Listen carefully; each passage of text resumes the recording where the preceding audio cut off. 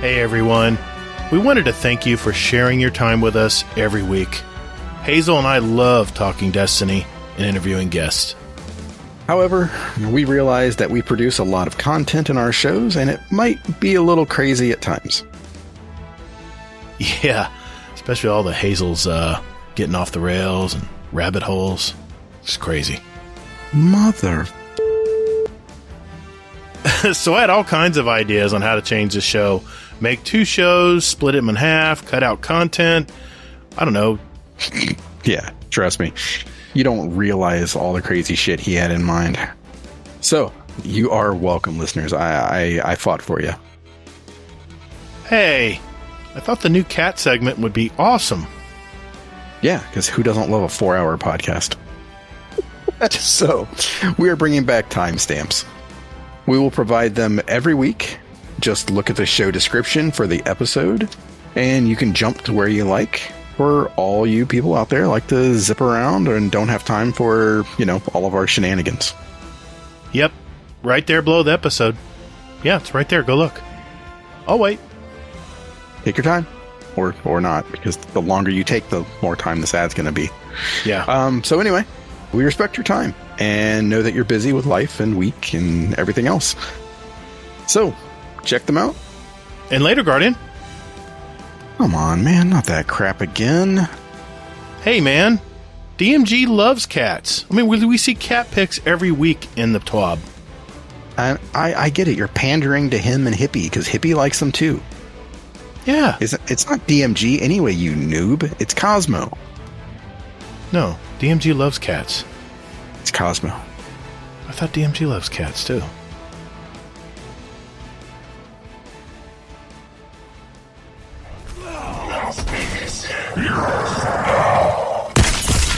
Guardian down.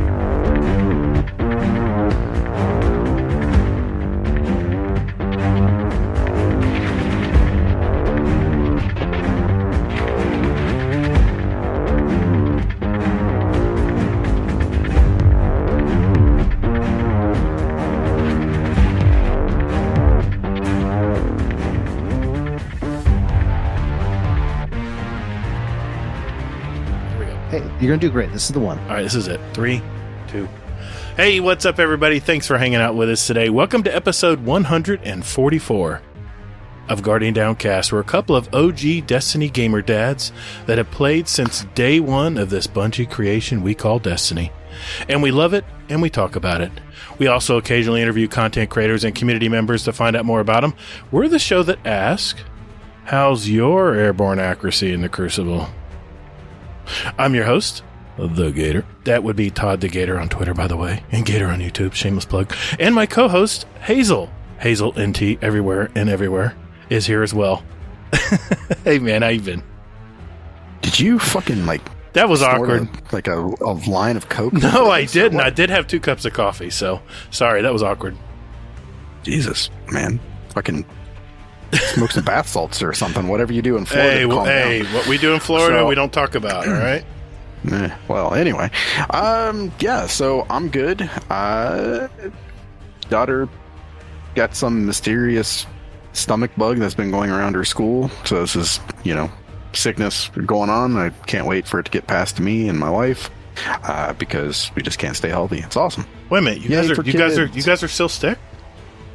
Well, my daughter is. Oh man, so she got sick again, and I'm just like, dear God, man, this shit's fucking out of hand. Damn. Yeah, okay. It is what it is. It's Ohio. It's Ohio. It's Ohio. It's fucking having little kids, man. That's what it is. That is true. They're Ohio. Well, they don't wash their hands. They touch everything. They put their hands in everything. Who knows what orifice they stick their hands in, and that's why everyone gets sick. Oh, and welcome.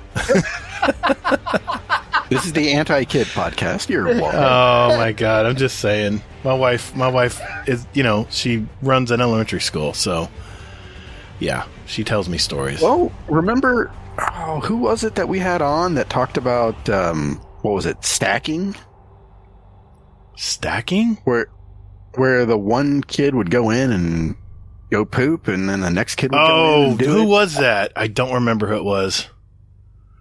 man. Oh, no, that was Zan's fiance. Oh, that's right. Yep. That's awesome. Yep.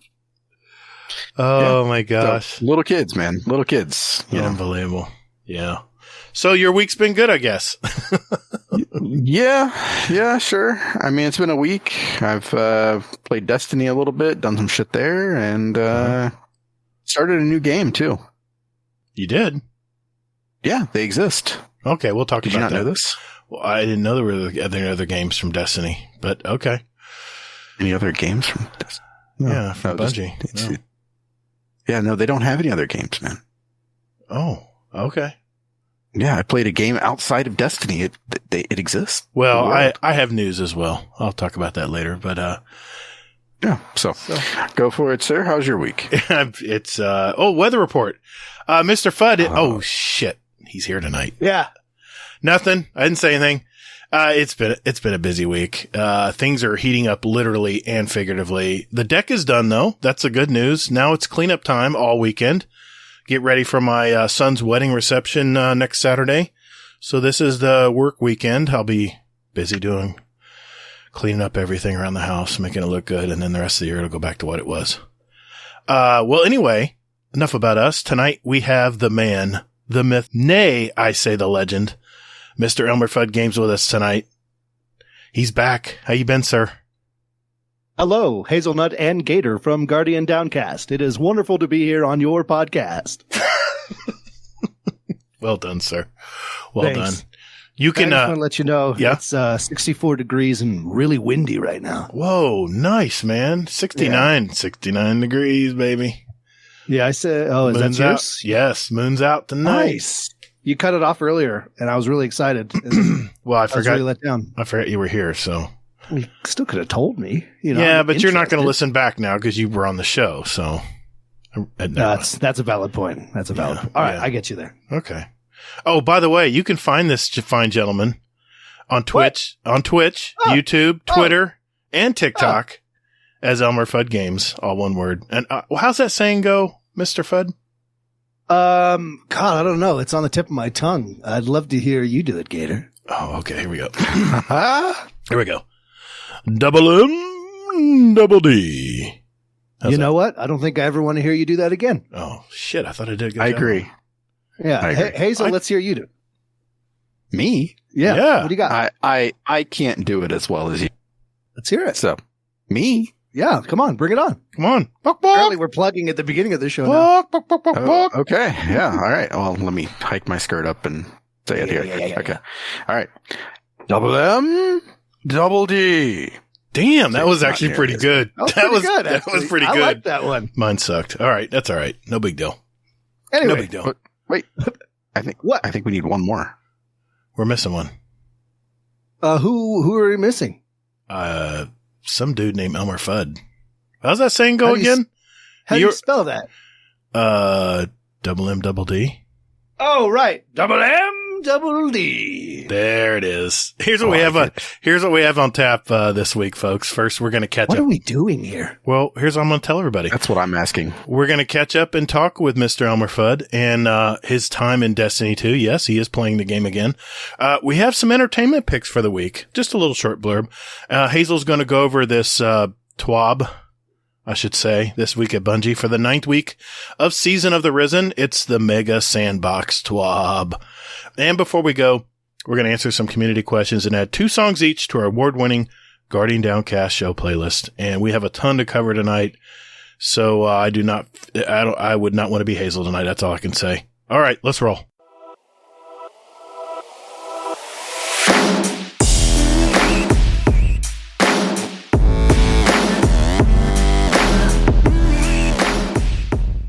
Thanks for listening to Guardian Downcast.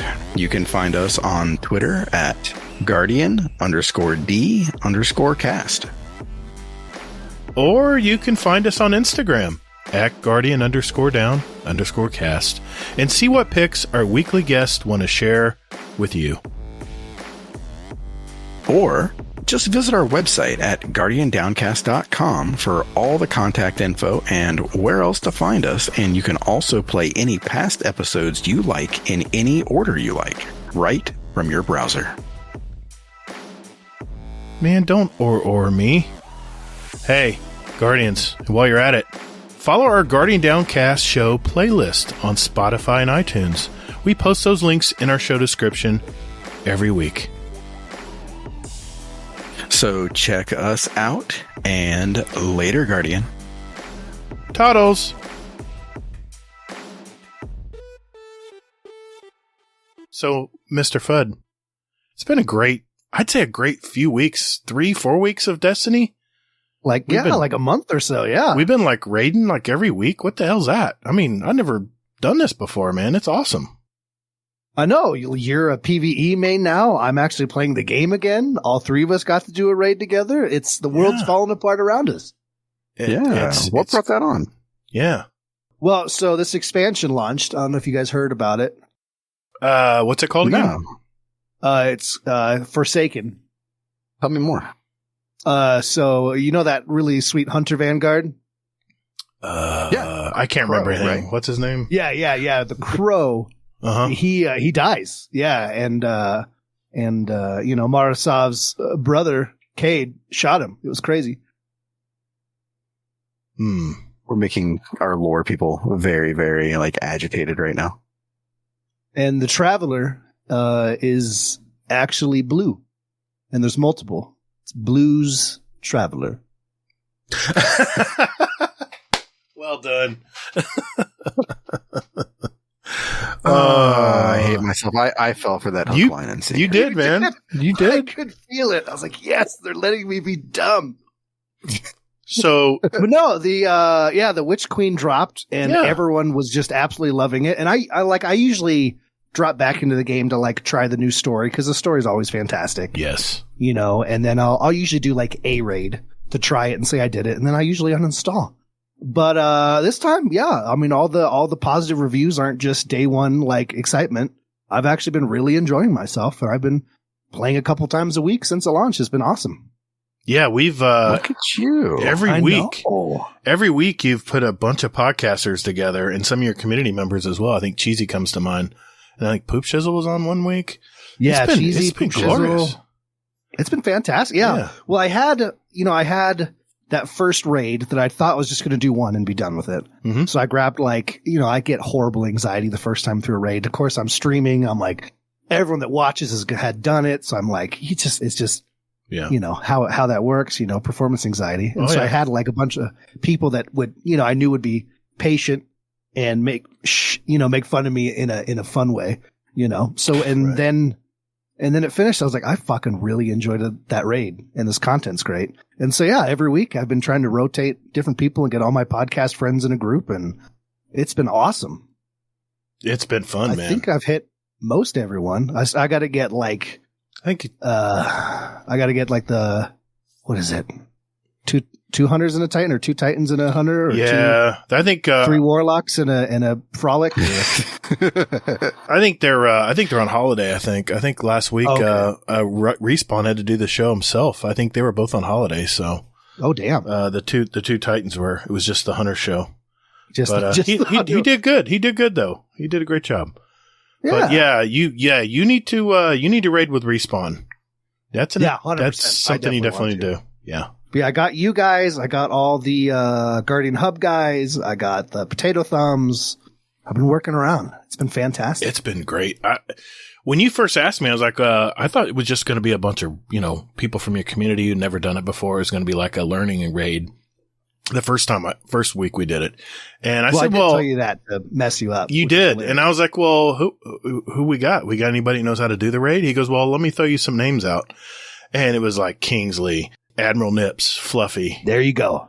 And you had Cheesy. Mm-hmm. Cheesy's been it a couple times, and he sounds so much like Russell, man. Really? He does. He reminds me of Russell when he's gaming with us. Yeah, here, listen to it back on the VOD. He sounds a lot like Russell. What Russell sounds like. No. I was on their show. I know who Russell sounds like. I was looking at him through a camera, but man, it was just such a great time. And we almost have when we get to the last encounter, I always make a little saying, and it's almost like something we have to do every time we raid now. Well, it just happened so just beautifully the first time. It was awesome. It's just a thing. I always forget about it till we get to that encounter, and then you start doing it, and I'm like, oh, it's the thing, and I get all excited. Yeah, you just have to listen to the VOD. I do have to admit. Yeah, I do have to admit, it was great to hear that live, and you had to send your son out of the room so you could do it. Yeah, he says, hold on a second, my son's in here. Hold on. Ethan, you got to go real quick. And then I did it, and then he came back in immediately afterwards. Oh, my God. It was glorious. Yeah, I don't know. It's like good juju, man. Before we go into knock, Raul or Rao or whatever the hell his name is, Hulk, whatever. Roll. Yeah, Rolk. Before we knock him on his ass, it kind of gives some good juju out there, so it's kind of neat. Yeah, absolutely. Good way to kind of, And we ran some story missions together too. Had a great time doing that. Just me and you went in there and did a couple of legendaries, and I think you had some of your community help you finish. So you ran the whole legendary campaign, right? I did. Because I hate the gearing process. That's usually why I quit playing. Is the gearing process is grueling. Yeah. But when I saw that the legendary campaign would let me skip like half of it, I was like, well, that's my cup of tea. And then, I had to have people come in and help me because there's quite a few times in some of those missions I was like, do I really care this much? This is really difficult. Do I care that much? And then before I knew it, it was finally over and had, a bunch of different people popped in to help. Yeah. I had Runga came in. You were in there. Yeah. I think Kingsley helped with a couple missions. Cheesy was in there. Nice.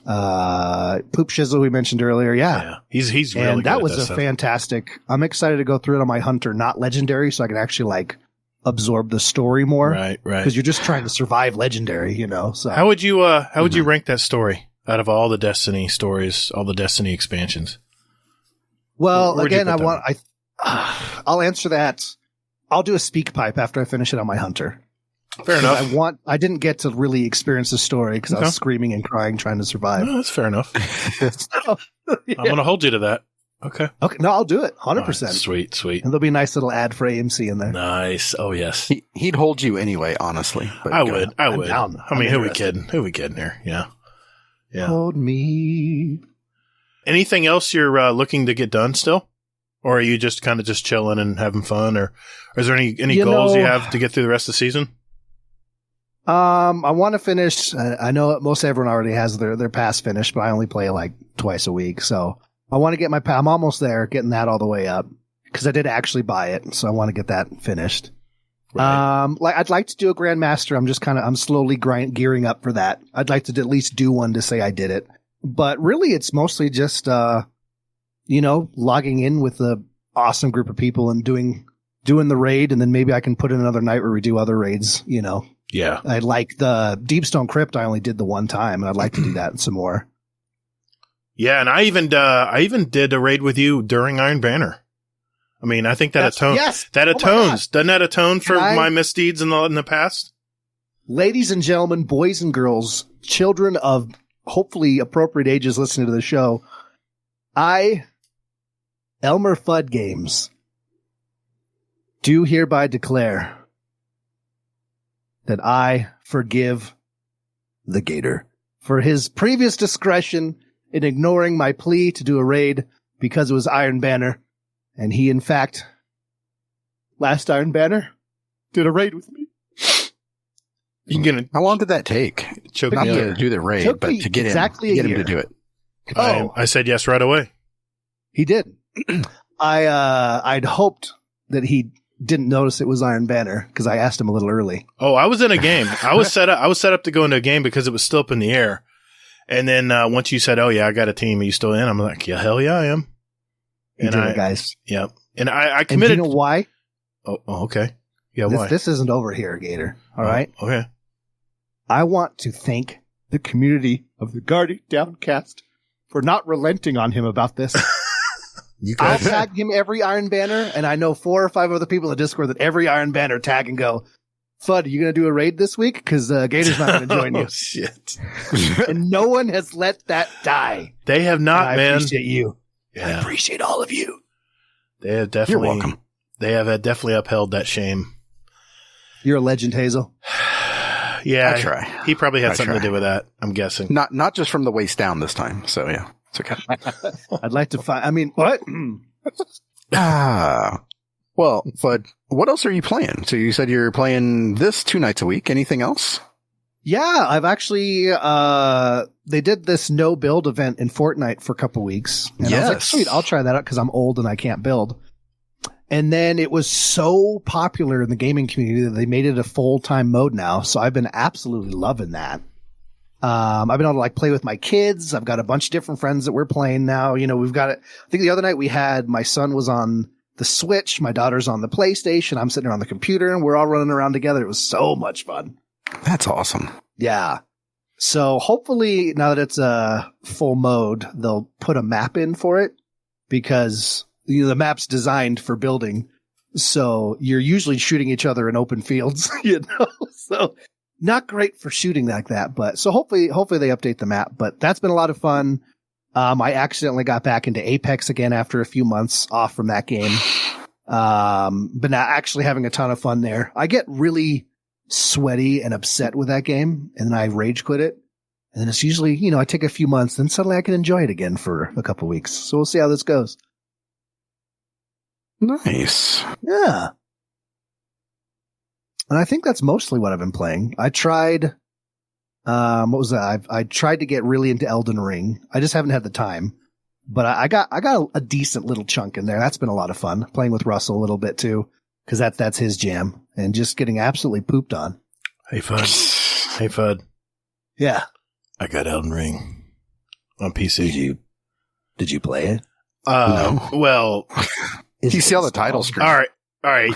Full disclosure here. My son just got a new computer, so now he can play computer games with me. So he says, we've been talking about, because it's a cooperative, fighting game. So I said, open world, whatever you want to call it.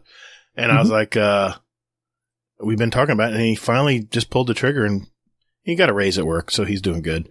And he just bought a brand new gaming computer, and I was like, all right, you got your gaming computer, you got it in? You got it installed? Yep. I went to Steam the other night and went ahead and bought it. So yeah, I've wanted to play it, but I want to work together to destroy a boss, you know? Doing it solo is a bitch, man. So I can't do it by yourself. No. I need help. A lot of things sometimes I need help. Yeah. Yeah, but not that.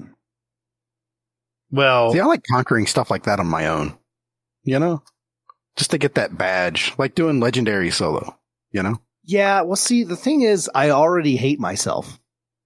So to try to go through that with myself even more, I don't know if we could handle that as our relationship between me and myself. Yeah. Well, like I said, once I get my feet wet, there's a little bit of, I think there's a little beginning part I have to do solo anyway. Like the beginning, what do they call it? Like the tutorial or something I have to run through, figure out how to work everything. Yeah. So I got to do that anyway, because my son said, you're going to have to do that by yourself, Dad. I said, okay, all right, I'll do that. And then, is he a Destiny guy? Are we getting him in a raid? He's not a Destiny guy. I mean, we've gamed together. He got the free version, but no, it never stuck. It never stuck with him. So, once I kicked his ass in Crucible, he was just kind of like, "Nah, I'm good, Dad." I'm like, "What? Come on." Oh, so he's really bad. What's that supposed to mean? Nothing. You can accept that. He's real, however you want. I'm not that bad at Crucible. Damn. That's not your words, not mine. I'm just here. Okay. But yeah, I mean, Hazel? Yes, exactly. He's terrible at Crucible. Hazel's words, not 100% mine. No, I just heard that, and I just assumed that's what you were talking about. I heard him say it. I've been wanting to game with him, and I guess Elden Ring's going to be the one, because he plays Hades. He's used to playing these crazy crazy games, and he'll be able to help me too, because I've played. I mean, I have the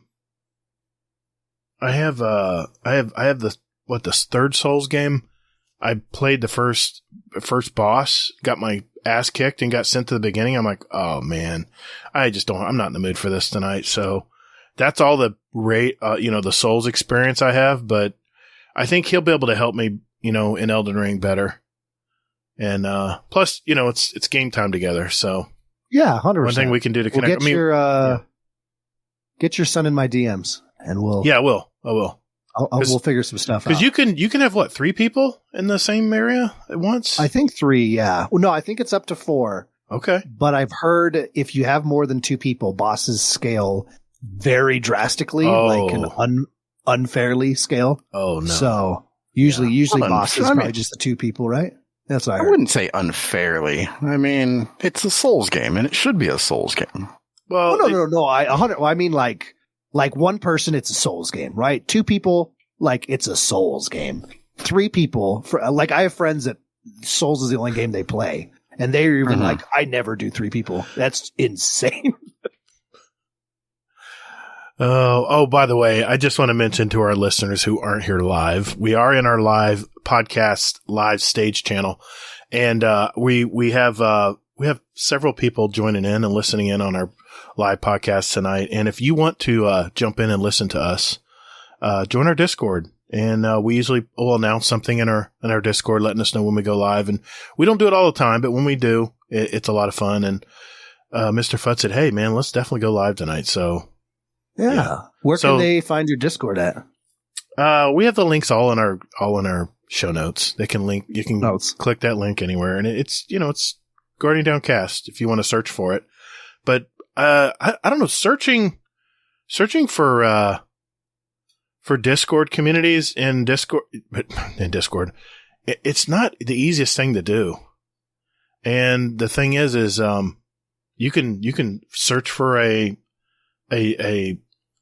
community, but unless you get an invite, most times you can't get in. So yeah, I just wanted to thank everyone who stopped by and is listening in on our podcast tonight in our podcast live stage channel. So if you hear us referring to people in our chat that we're answering questions, or people are asking or making fun of Gatr in chat like they are right now, that's the reason you're hearing us refer to other people in the show. So just wanted to mention that. Well, I needed to mention that earlier in the show, but for some reason I forgot. Anyway, but I do want to play. That was long-winded. I know it was. I do want to play Elden Ring though. I'm looking forward to playing it. I mean, as soon as I saw some of those freaky bosses in this game, I was like, oh yeah, this reminds me of the days when I first played video games, when it was all about killing the boss. And if the boss would kill you, you'd say, okay, that didn't work, so let's try this approach. And that's kind of what this game reminds me of. So. Yeah. Have you played a lot of it, Hazel? I haven't started it or even bought it yet. I want to, but I'm actually playing Cyberpunk. Oh, really? Damn. Yeah. They just had that really girthy update not too long ago, right? Yeah, exactly. And I saw that Best Buy had it on sale for $5. Oh, you can't beat that. Oh my God. So I'm like, all right, I'll cave on my morals for $5. $5. I mean, come on, man. You can't even buy a sandwich for $5. Exactly. Right. Yeah. So, so I went ahead and I was like, all right, $5. And it was a collector's edition too. So I was like, well, shit, look at that. God. So yeah, I started that and it's really good. Really? It's really good.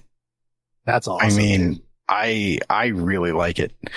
I just can't wait to play more. I'm like, is there anything else I need to do in Destiny? And I was like, I have to get my Titan to 1560, which I'm like 3 armor away. And then I'm like, okay, I'm going back to, Cyberpunk. What kind of build you got rocking right now? Sorry. In Cyberpunk? Yeah.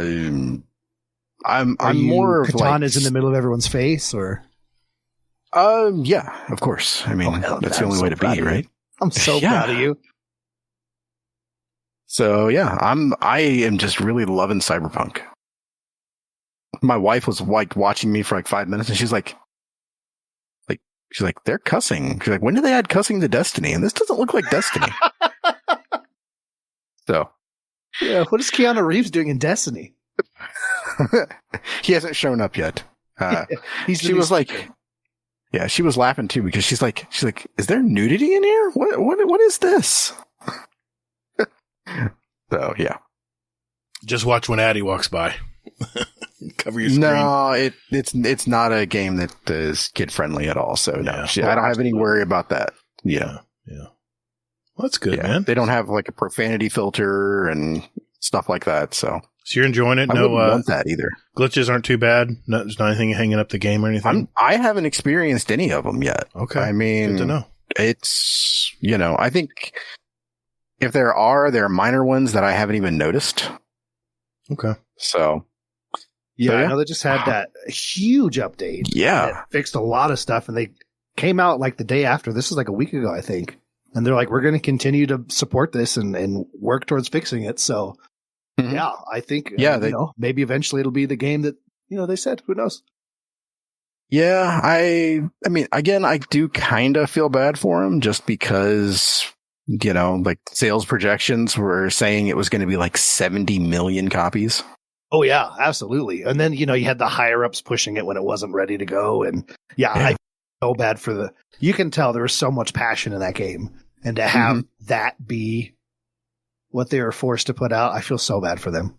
Right, exactly. And they're trying to make it right and everything else. And they're giving away DLC and everything. And I'm like, like they're trying, and I appreciate that. Yeah. And they could just cut bait on it and just go like, okay, well, we're going to release Cyberpunk 2049 and, or pull an Anthem and go, sorry, bye. Yeah, exactly. That's, I mean, like, what was it? Battlefield? I mean, that's what they're doing. They're basically pulling the plug on it and going actually, it's done. I was going to mention, as a segue to Battlefield, Fatty Updates, they just had a huge one the other day too. That apparently fixed like a shit ton of bugs and issues that were going on. I mean, I doubt it's going to have a resurgence because everyone was super burned, but everyone's already left. Like, that was cool to see. Yeah, everyone's already left. Yeah. There's 10 concurrent players or something the other day, but it was pretty bad. Yeah, less than 1,000. Yeah. It's bad. Yeah. It's bad. But so I'm like, that's cool that like, we've talked about this I think I've talked about it with you guys on this podcast, but probably a couple years ago on my cast, how we just get tired of games releasing and then you wait a year for them to be fixed. You got your, Destiny stories being rewritten, your Divisions launching and then being completely redone a year later to be good. A huge list of games where this happens. And I'm like, I'm tired of this being a trend, man.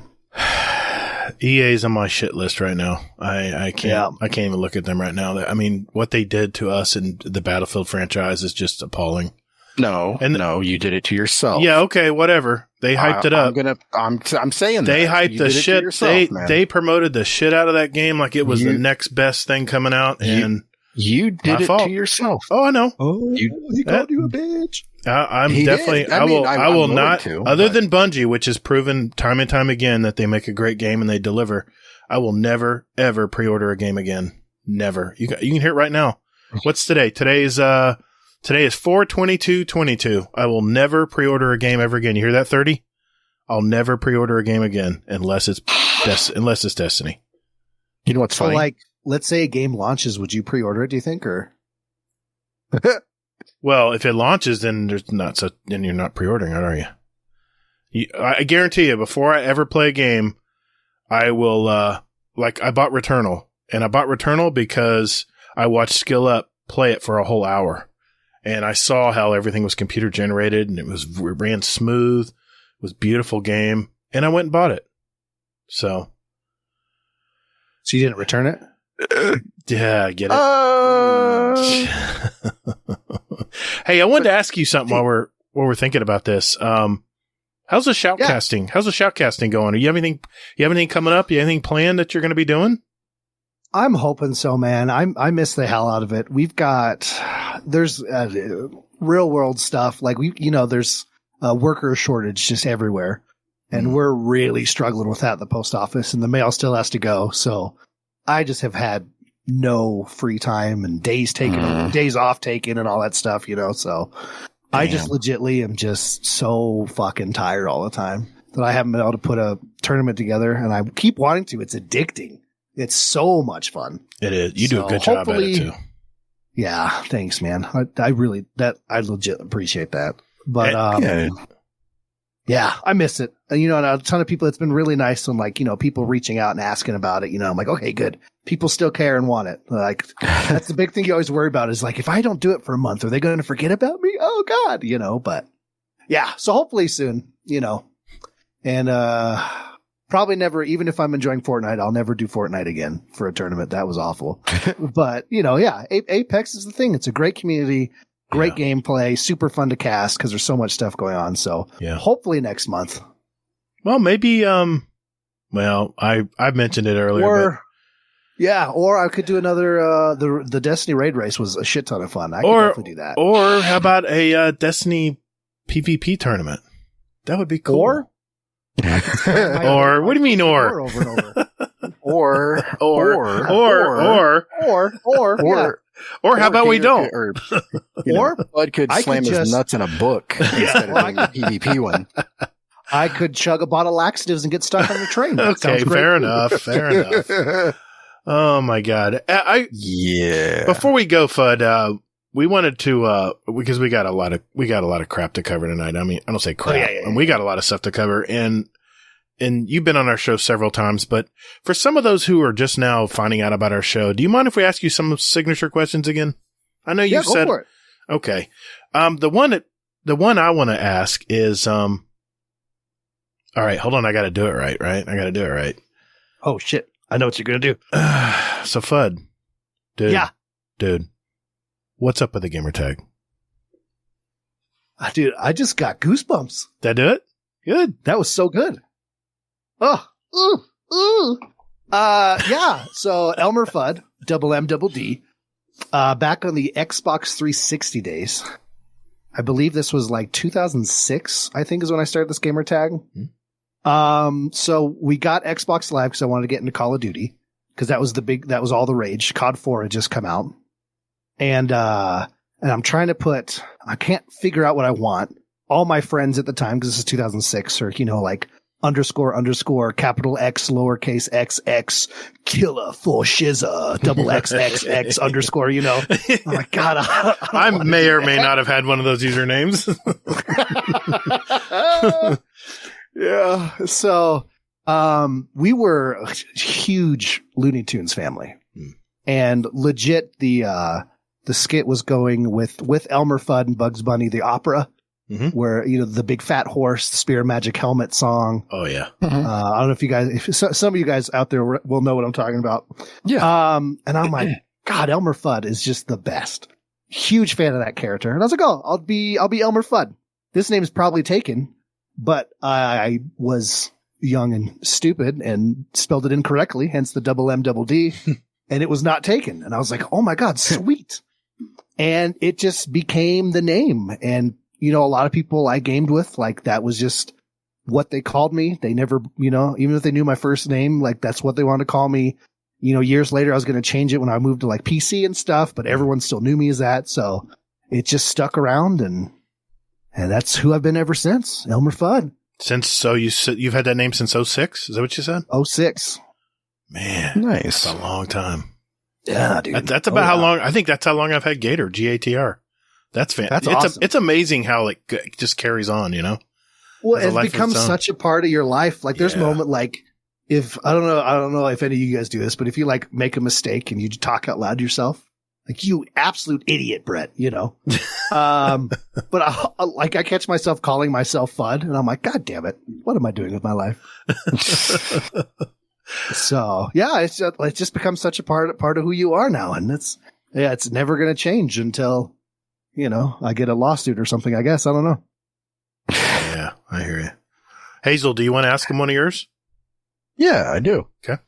So, Mr. Fudd, do you have a motto or mantra or a couple of them that you like? Page 32. Mantra. Sorry, I was thinking of the wrong word. Sayings or mantra, not Googling it right now.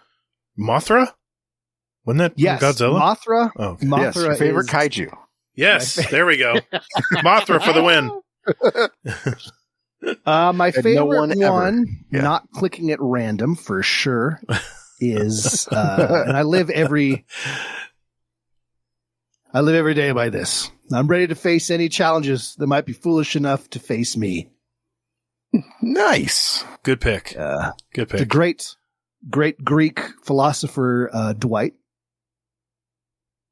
from the city of Ephesus. Okay. Okay. That's how I live my day to day, quarter mile at a time.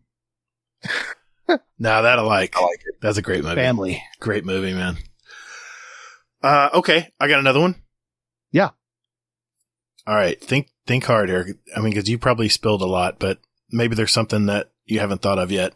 What is one thing about you that our community may not know about you? Something about me. The community may not. I'm really open. That's hard to find something. Okay. It could be a little quirk or a little habit or something, maybe. I'm not putting words in your mouth. I'm just saying. You can put more than words in there. But, I had, I don't think I've shared this before. I had like really, really bad OCD as a kid. Like went to classes to learn how to get out of it, like took medication and shit. Right. To the point that got really bad was I did soccer when I was young, and where it's like local championship game. Mm-hmm. It's at the end. This is storybook, right? Mm-hmm. The movies are made out of this moment. Ball rolls. It's in a perfect place. I'm looking right at it. Goalie is, we're all young, so he's picking his nose, and scratching his butt. So I'm like, this is it. My dad finally was able to get off work. He's on the sideline. I'm like, I'm going to make my dad proud. So I run up to the ball, and all the shapes on the ball were not angled the way I would want them to be. So I stopped and I picked up the ball with my hands in soccer and rotated it and then set it back down and went, that's better. And then the whistle blew and everything failed and we lost the game. Oh, no. Oh, man. Yeah. So it was time to fix it. Okay. Oh, man. Well, thanks for sharing that, though. Thanks for sharing. Yeah. I don't think I've heard that one. That's a fun story. I love that one. I think we all go through so that ridiculous as kids. We got to look back and just laugh. But, I mean, Mo in chat, pretty bad time to learn the rules. Yeah, he's not wrong. Oh well, you're kids. I mean, how many times I would bring my kids to soccer and they would, or baseball, and my son would just be looking at the clouds out in right field. I'm like, oh yeah, son, turn around the other way. Need to face the ball. I'm trying to break my record of staring at the sun, Dad. Yeah. So, do you have another one, Hazel? You want to ask him? We'll go ahead and we'll just go ahead and wrap it up with, do you have any hobbies aside from gaming? Hiking, hunting, fishing, everything outdoorsy. Cause I work outside. So I love just being outside. And then usually, if I'm home, it's kids or gaming. So I try to do anything I can to keep myself outside. So yeah, especially being in Colorado, it's perfect. Being outside as often as I can. Yeah, you're in the right state. You're in the beautiful state for it, man. Damn. Absolutely. I didn't want to leave, man. The mountains are 3 minutes from my house, so it's perfect. Dude, I'm from Florida, and I was kicking and screaming. I did not want to go home. It was so gorgeous in Denver. Oh, just amazing weather, man. Anyway, I won't depress myself anymore. It's about to get as hot as hell here. Visit me. I will, man. I will. Okay. I need an excuse to make another trip up there. So, and everything is brand new. I love that. Everything is you got everywhere I turn. You think that Florida's expanding. You go to Denver, the Denver suburban Denver, and there's a damn neighborhood popping up every square mile. There's another neighborhood popping up. Oh, apartment complexes. We just had 3 new complexes going up within 5 miles of me. Just wow. Random corners that you never thought would be a thing. We had this hillside right off this street called Coal Mine that was named that because there used to be a coal mine right there. Really? And for years we were told never to go near that hill because there were so many tunnels and stuff underneath it. It was unstable and who knew what happened. And then before I knew it, they were building a neighborhood there. And I went, hold on a second. Something's not adding up here. God. So every day I drive by that neighborhood, I just look over and go, oh, houses are still there. Well, it's like in Florida, man. We have swamps and low-lying, high flood areas here in Central Florida, and they just bring in a shit ton of dump trucks and just fill it up with sand and build houses on it. I'm like, I wouldn't buy in there. That's crazy. No, I wouldn't 100%. buy in there. First time we get a hurricane, those are the first houses that are flooding. Absolutely. It's nuts. It's nuts. Well, hey, ElmmerfuddGames, brother. Yeah. Thanks for sharing your life with us. We appreciate it, brother. We do. Absolutely. Yeah, thank you. Let's move on and talk about some entertainment right after this.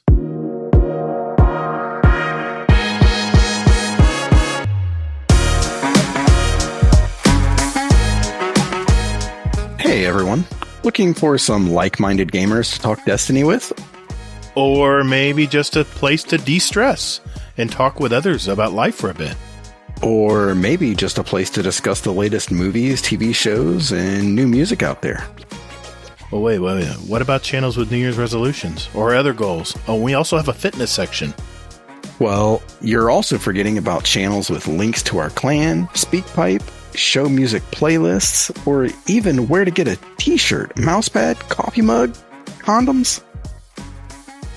Man, you're forgetting about the podcast questions channel, where listeners can put in their questions for the show, and we'll play them live. And our show feedback channel, where listeners can talk about past podcasts, and... Just stop. Hasn't this shameless plug gone on long enough? Hey, everyone. Just look for the GDC Discord community link in our weekly show notes, wherever you get your podcast out there, or just visit guardiandowncast.com, where there's an invite link you can use anytime. And later, Guardian. Just stop it, man. What? Just lay off the caffeine, man. It's definitely not caffeine. It's sake tonight.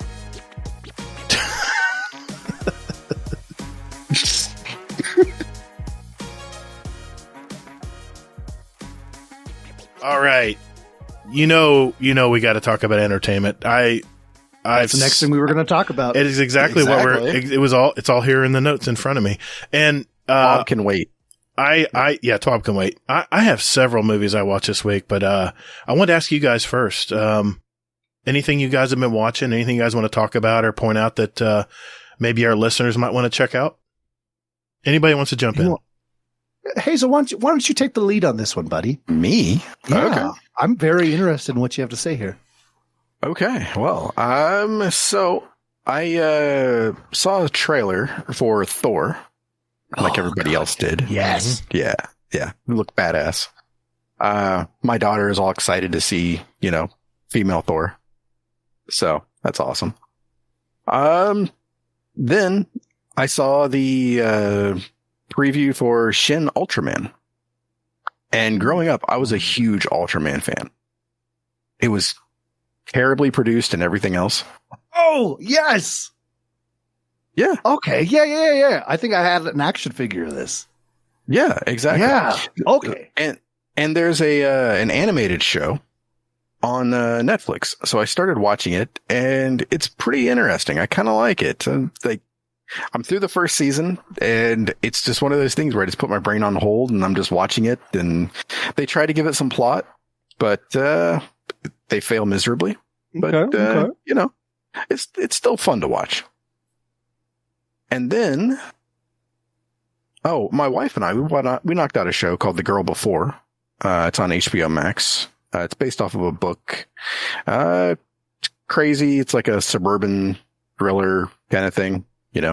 Woman dies, another woman tries to figure it out, that kind of thing. Okay. Yeah. Yep. Oh, forgot another shit I was watching. It was Minx. So this is on HBO as well. If you can get past the dongs, it's actually a pretty good show. I haven't seen either of these. Yeah. Watch Minx with your wife. It's good. She'll appreciate it. It's like female empowerment kind of thing, and it's funny and everything else. So, but I saw a movie this week. Well, what? You went? No. You went to the movie theater? Hell no. Or the theater. Did you go to the theater? No, I did not. Aranga. That's not how you say it anyway. If you did, which one would you go to? A theater? Yeah, what is there? I'd be going to the theater, not the theater. No, I just mean Sorry, I have to take the. I have a to take Regal, or perhaps an AMC. Oh, a Regal. Yeah, Regal. A Regal because it's closest. Oh, yeah. Okay. All right. That's fair. Yeah. But so I watched a movie. Hey, I watched a movie called X. X. Did I give it to you? X. Yes. It's about these people, and they go to this farmhouse to shoot an adult movie. This is back in 1979, and just the bad things happen. I saw a trailer for this. Yeah. Yes, it was absolutely fun and kind of profound too. Like the first half of the movie is super profound, and it makes you look at older people in a different way that we never really look at older people. So yeah, it was. I'm trying not to look at them. Well, exactly right. But no, Can I tell a story with that real quick. Yeah. It popped in my head. I did a Fudd brain no this week. Oh no! I had to do some. You know how things will come out of your mouth and then your brain goes, "You shouldn't have done that." Mm-hmm. So I was helping on another person's route, and they have this high rise of old people housing, right? Or elderly, right? So I pull up. I've never been there before. I'm walking out the front door. There's this very, very, very elderly gentleman at the front. And he was super nice. He had a dog, we were chatting for a second. And I'm like, all right, well, have a good day. Hope everything goes well. And he goes, well, I'm still alive. And without thinking, I go, give it time, and walk inside.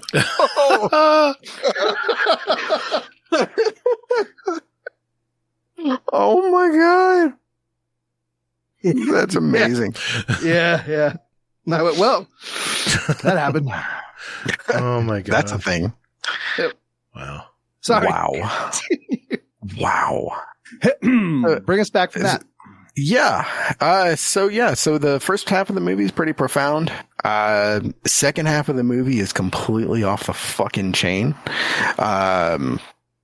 And yeah, it's just, I'd recommend it. If you like, scary movies and that kind of thing, and looking for something a little more than just your typical, scary movie and that, check it out.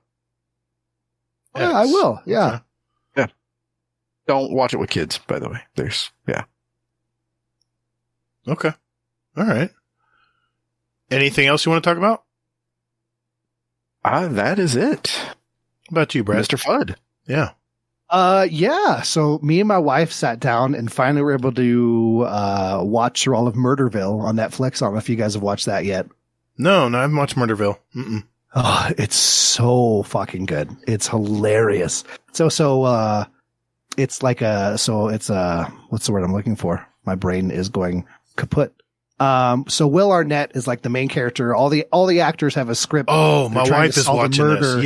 Yes. Oh, I've seen a part of it. Solve a murder. Yeah. And they have these celebrity guests come on and none of the celebrities are given the script. They just have to work their way through everything, not knowing at all what's going on. Oh, it's so good. And it is so funny.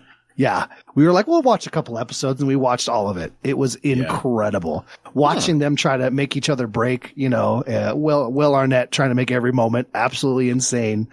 The situations they got into, watching some of I only saw one other background actor break during the entire thing. And that was absolutely stunning. I thought more people would break. These guys were amazing. But, oh my God, it was so good. And Will Arnett, man, he has some improv chops, man. He really rolls. God, yes. He does a great job pulling it, and he tries his best to get the guest actors or celebrities, whoever he brings in, to laugh or giggle. Sometimes he gets it to happen, but sometimes some people go in there and they take it real serious. But yeah, Will, and it's hilarious. And they're people you thought would be really good at, and they were just breaking left and right. Yeah. And people you didn't think would be as good at it. And they just destroyed. They did. It was amazing. That's what's great about that show. And yeah, I did see part of an episode. My wife was binging it and I happened to walk in. I'm like, what the hell is this? And, I got kind of stuck there watching it for half an hour and I was like, this is really a good idea. Highly recommend watching it beginning to end. Yeah. It was amazing. What was that on? Is that on, when we're at platform? That's on Netflix. Netflix. That's right. Yeah. Wow. Isn't it nice we have the problem of not having enough time to watch everything that's out?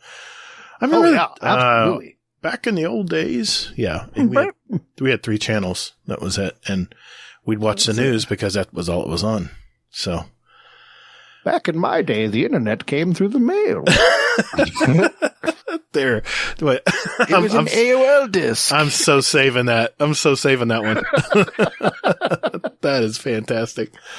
I saw 3 movies because, next week, my son's getting married on Thursday. We're having the party on Saturday. I've got a crap ton of stuff to do next week. You may not even see me in the Discord much next week because I'm sure Hazel's liking that. But, I've got so much to do next week. So we're like, honey, there's 3 decent movies out this week. Let's just use our A-list, AMC Stubbs A-list. And, we got 3 free movies a week. So let's go watch our 3 movies this week. Well, the first movie I saw, my son actually saw this. I talked about it last week. It's called Everything, Everywhere, All at Once. Critics gave it 97%, and the audience gave it 92% on Rotten Tomatoes, so we had to go see it. It is a very visual, modern feeling of a movie, and it has an independent flair to it. I mean, it feels like an independent film, and it's basically this is the oddest review I've ever heard. No, no. Once you see the movie, you'll understand what I mean by visual. It's very modern and very visual. I saw the trailer, man. Yeah. And I know what to expect. It's a story of an exhausted Chinese American business owner who Michelle Yeoh from Star Trek plays. And she can't seem to get her taxes done. That's where the story kind of starts. But that's love not her so much. She's good. Star Trek plays? No, she was in Star Trek Discovery on Paramount TV. Michelle was? Paramount. Did anybody Michelle else Yeoh. hear Star Trek plays? No, I just said making sure it's on the Star Trek shows. Anyway, it starts with her trying to get her taxes done, kind of like what I'm going through right now. But that's not half of the story. It's a hilarious sci-fi adventure movie. I can't, what's really weird is I can't place another movie that is like this one. It's truly a one of a kind movie. And, I think you'll either get this movie and enjoy the ride, or you'll think this movie is stupid and, never watch it again. I gave this film 4 stars, mainly for its uniqueness. It kept me entertained, and I was bewildered at the same time. I'd walking out there just scratching my head going, what was the message? What did I just watch? I was very confused. How was the fight choreography? Cause it was okay. I mean, it wasn't the best, but, it's not Matrix. But it was good enough. It passed. Okay. I want to stop you there. All right. I'm with you on the Matrix thing. It's an incredible movie. But it's Michelle. And it's not the Matrix? Yeah. Wait, how? Those do not go hand in hand. It's not. You said ask me about the fight scene. The fight scene is not like a Matrix fight scene. It's not that fast paced. But it still was very good. And you'd think it being a funny movie, it wasn't going to be bloody or gory. No, it's got a little bit of gore in it too. So perfect. It's all over the place, man. I mean, I enjoyed it. And, moving on to my second movie, I saw Fantastic Beasts, The Secrets of Dumbledore. 47% critics, 85% audience. This was a continuation of the Fantastic Beasts movie series. So if you haven't seen the previous ones, you might be a little lost in this film. So make sure you've seen the previous Fantastic Beasts movies before you watch this one. It's Warner Brothers, so you know it's going to be on HBO Max as soon as it's out of the theaters. But I'm not going along with the audience on this one. I'm leaning more towards the critic score, which I don't do hardly ever. But I thought the overall energy of the movie was lackluster. Compared to the previous 2, the story just dragged, man. I mean, don't get me wrong. I love the characters in the movie. I love the way they shaped some of the characters, but there was so many undertones on this movie. If you weren't paying attention, you can definitely get lost, even if you've seen the previous ones. But the ending was very touching. I'm not going to spoil anything, but it was kind of satisfying at the end. That kind of is what saved it for me a little bit. But the middle of the movie was tedious to get through. I love the fact that Jude Law was more prominent in this one, but he was he was not used in a way that they should have used him. He's such a superstar, and he was just lackluster in this film. Overall, one of my least favorite of the series, but it minimally entertained me. So I still got to give it 2.5 stars. It wasn't minimally entertained. It was enough to keep great review. It was enough to keep me awake, but I left the theater going, man, what a waste. So it wasn't great, but it wasn't awful. It was just meh. And then finally, give it a B. I know. I give it 2.5 stars. That's a C minus. The last one I saw was The Northman. This was starring Alexander Skarsgård, Ethan Hawke, Nicole Kidman, and it even had an appearance from Willem Dafoe, which he was awesome in, by the way. It was directed by Robert Eggers. I don't know if you've seen The Witch or The Lighthouse, the black and white film, The Lighthouse. Very, very visual director. Very next level, I would say. Rotten Tomatoes gave it certified fresh, 89%, 75% from the audience. This was also a very, very visual movie, a very thematic movie, and it's a revenge film. I can see how the audience may not have, given this as good a score as the critics. And I'm more on the critic side here this time. Again, I happened to watch an interview of Alexander Skarsgård on one of the night shows. And they asked him, why did he do this movie? And knowing the fact that he had this certain take on this movie made it more understandable.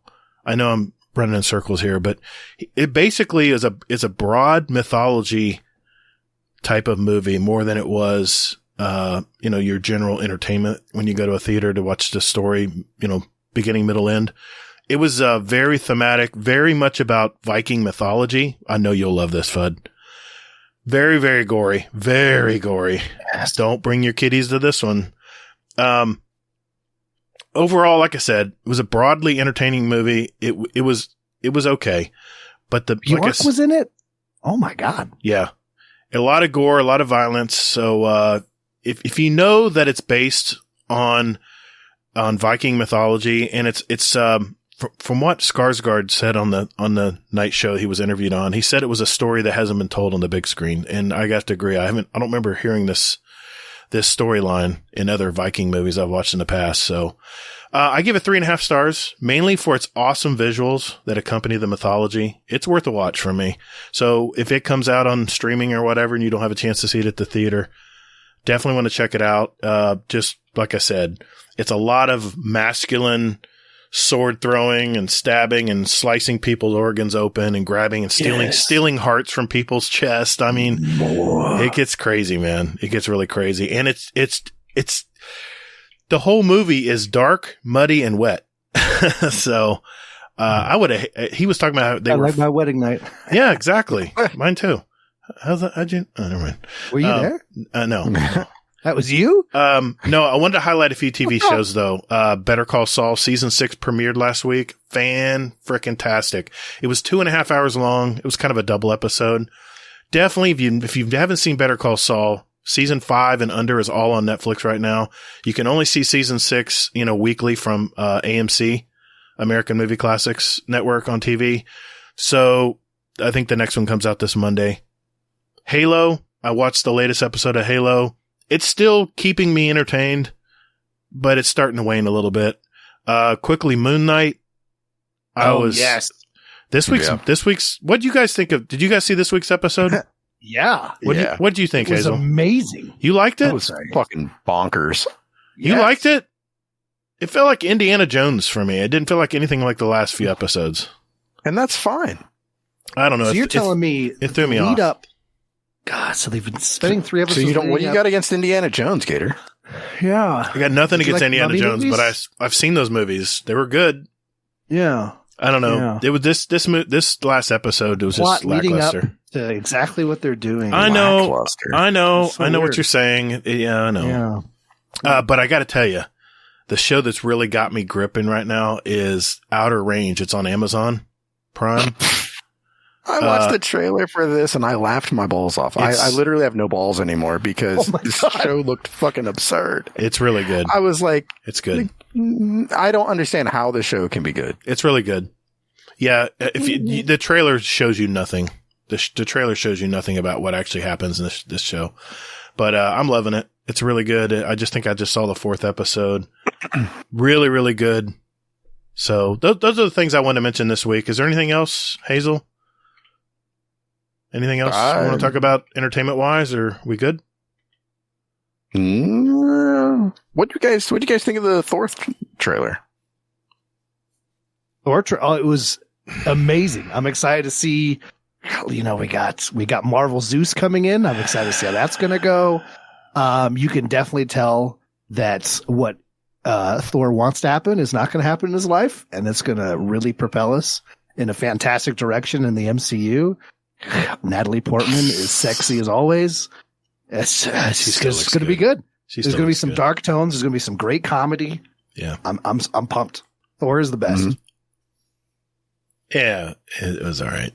Doctor Strange, I'm looking more forward to. Get the fuck out of here. Doctor Strange and the Multiverse of Madness. That's the movie. That's the one I want to see. It's coming out sooner. Yep, of course, I'm seeing that one in 2 weeks. The Unbearable Weight of Massive Talent. I want to see that so bad. It's on my list. I don't know if I'll see it in time. It may not be out of the theaters by the time I see it, but that's on my list. Top Gun Maverick. Here. We'll go see it together. Hell yeah. Watch party, buddy. Top Gun Maverick, that's coming out the end of May. I'm going to watch that. Jurassic World is first part of June. Jurassic World Dominion. That's going to be good. And Lightyear. I know it's really good. It's on my birthday, man. I got to go see that. So it's going to be more action packed than people think. Yeah. But I'm a Toy Story fan. I watched that Toy Story movies when my kids are growing up. So I'm in. And I know it's an animation, but I'm still going to see that one. What's wrong with animation? Nothing. Nothing's wrong with animation. Wow. I'm not even going to look at chat. Not even going to look. All right.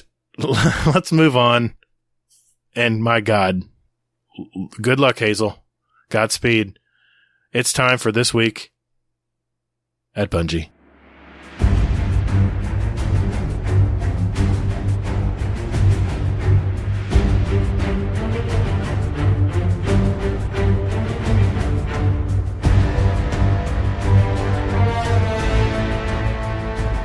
Hey Guardians, just a quick reminder that we now have a Destiny 2 clan, and Hazel and I invite you all to be a part of it. If you're looking to find a clan, now would be a great time to jump in and get to know some of these great gamers you've heard. We're not hardcore or anything like that. Enjoying what time you have for Destiny is all we ask. So, if you're looking for a clan out there, we have a permanent link in our Discord under the channel GDC Destiny 2 Clan, where you can find a link. Otherwise, look for Guardian Downcast Pod, and the link will be in the show notes of this podcast. Right down there. So, I lied before when I said that we don't ask anything of you, because we actually do. We ask that you do join our Discord first, so we can communicate clan stuff to you, like clan podcasts and clan nights, and just random shite like that. Besides that, you can lurk all you like. So join us.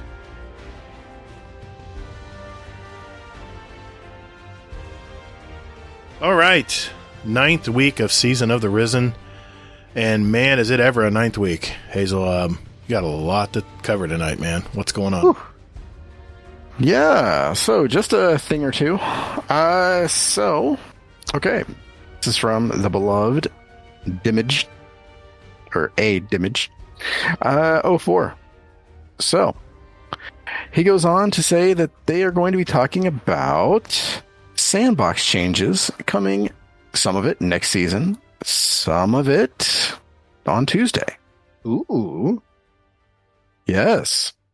So, let's go ahead and dive into this. So, fun fact, this is actually a 9,047 word TWAB. Jeez. I'm not going to be reading all 9,047 words of this bullshit. So, you are welcome. All right. So, they are starting off with Chris Proctor. And he goes on to say, "Good day, Guardians." And then he talks about basically like the core tenets for what they're doing here. So with it, introduce levers to tune how players build airborne gunplay. Ooh. Yeah. So for this, basically they are creating a new statistic. And it's going to be airborne I'm sorry, wait a minute. Let me, you know what? I'm just going to go to my damn notes because they're better than the TWAB. You heard it here, folks. So it is called airborne effectiveness. And with airborne effectiveness, it basically is something that you can spec into now. So with it, with little or no investment. Real quick, what the hell is airborne effectiveness? I bet you're asking. That's what I want to know. Yep. So airborne effectiveness is basically if you're in the air and you shoot somebody, that you're getting a headshot when you actually hit them. So if you have little or no investment into airborne gunplay, or airborne effectiveness as they call it, you're going to have basically a smaller accuracy penalty than the base amount. And pretty much the more you spec into it, the less of basically like less aim assist the more aim assist you're going to have. Yeah, the less, because there's a lot of things going against you if you shoot airborne right now. Yeah. Well, yeah. There's a lot more that's going to be coming too. Yeah. But being able to spec into, because I do that, I'm very much shooting stuff when I'm in the air and it always goes badly, but I enjoy doing it. So to be able to spec into it, I'm excited. Yeah, exactly. So that's a stat that, that they are introducing into the game. And now here's the fun part. Everything is basically going to impact this statistic. So it's going to be on the gun. It's going to be on the armor that you're wearing. And some keynotes here. Now I'm just covering the highlights for this. I'm not going really deep into this, but also subclasses impacts it. The key thing here with exotic armor is the beloved stompies for hunters. Oh, what's happening there? A -50 to pretty much airborne effectiveness. Holy, what? Yeah. So the highest this caps out at is 100. So you'd actually, in order to get to 100 with stompies, you'd have to spec into this with 150. So pretty much what they're doing is they're trying to get people to stop using stompies, and this is how they're doing it. Is stompies an issue currently? I'm unaware. Yes. Stompies is basically, I want to say like if you have a hunter in your PvP game, then you're going to have a bunch of people using stompies if they're hunters. Okay. So they're just flying all over the place. You have no idea what you're doing? Pretty much. All right. So that's airborne effectiveness. So be on the lookout for that. If you're the type of person that's jumping up in the air and shooting people, you're going to want to spec into this. They do give some ideas and some examples of this. So one thing is a submission.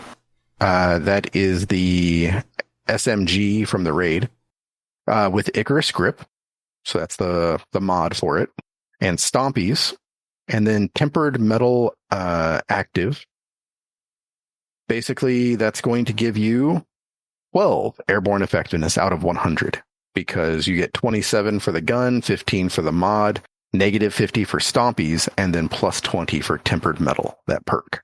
Damn. Yeah. Then, so you could use Skyburner's Oath and Heat Rises. and that would get you at 100. Yeah. Good stuff. I'm doing math in my head quickly as we go. Yeah, don't worry about it, because call me math. There's a bunch of stuff here. Yeah. I mean, everything has a number to it. Like Wings of Sacred Dawn is plus 50 to airborne effectiveness. Yeah. So, yeah, Bungie also put out some graphs about basically like usage for hunters, titans, and warlocks and that kind of thing. And nobody knows what the fuck they mean. So, moving on. All right. Playlist weapons. So with playlist weapons, so we all know that Bungie brought out origin traits, and then they said, hey, you know what? When we did this, we kind of shit on all the other weapons. So next season, they're taking a step to clean up that shit that they did. So what they're doing is basically, like, if you are doing a playlist activity, and the more you rank up in that playlist activity, the more of a chance you're going to get for double perks on those guns. So not the origin trait weapons, but basically like the ones from anything from Season of the Arrivals on.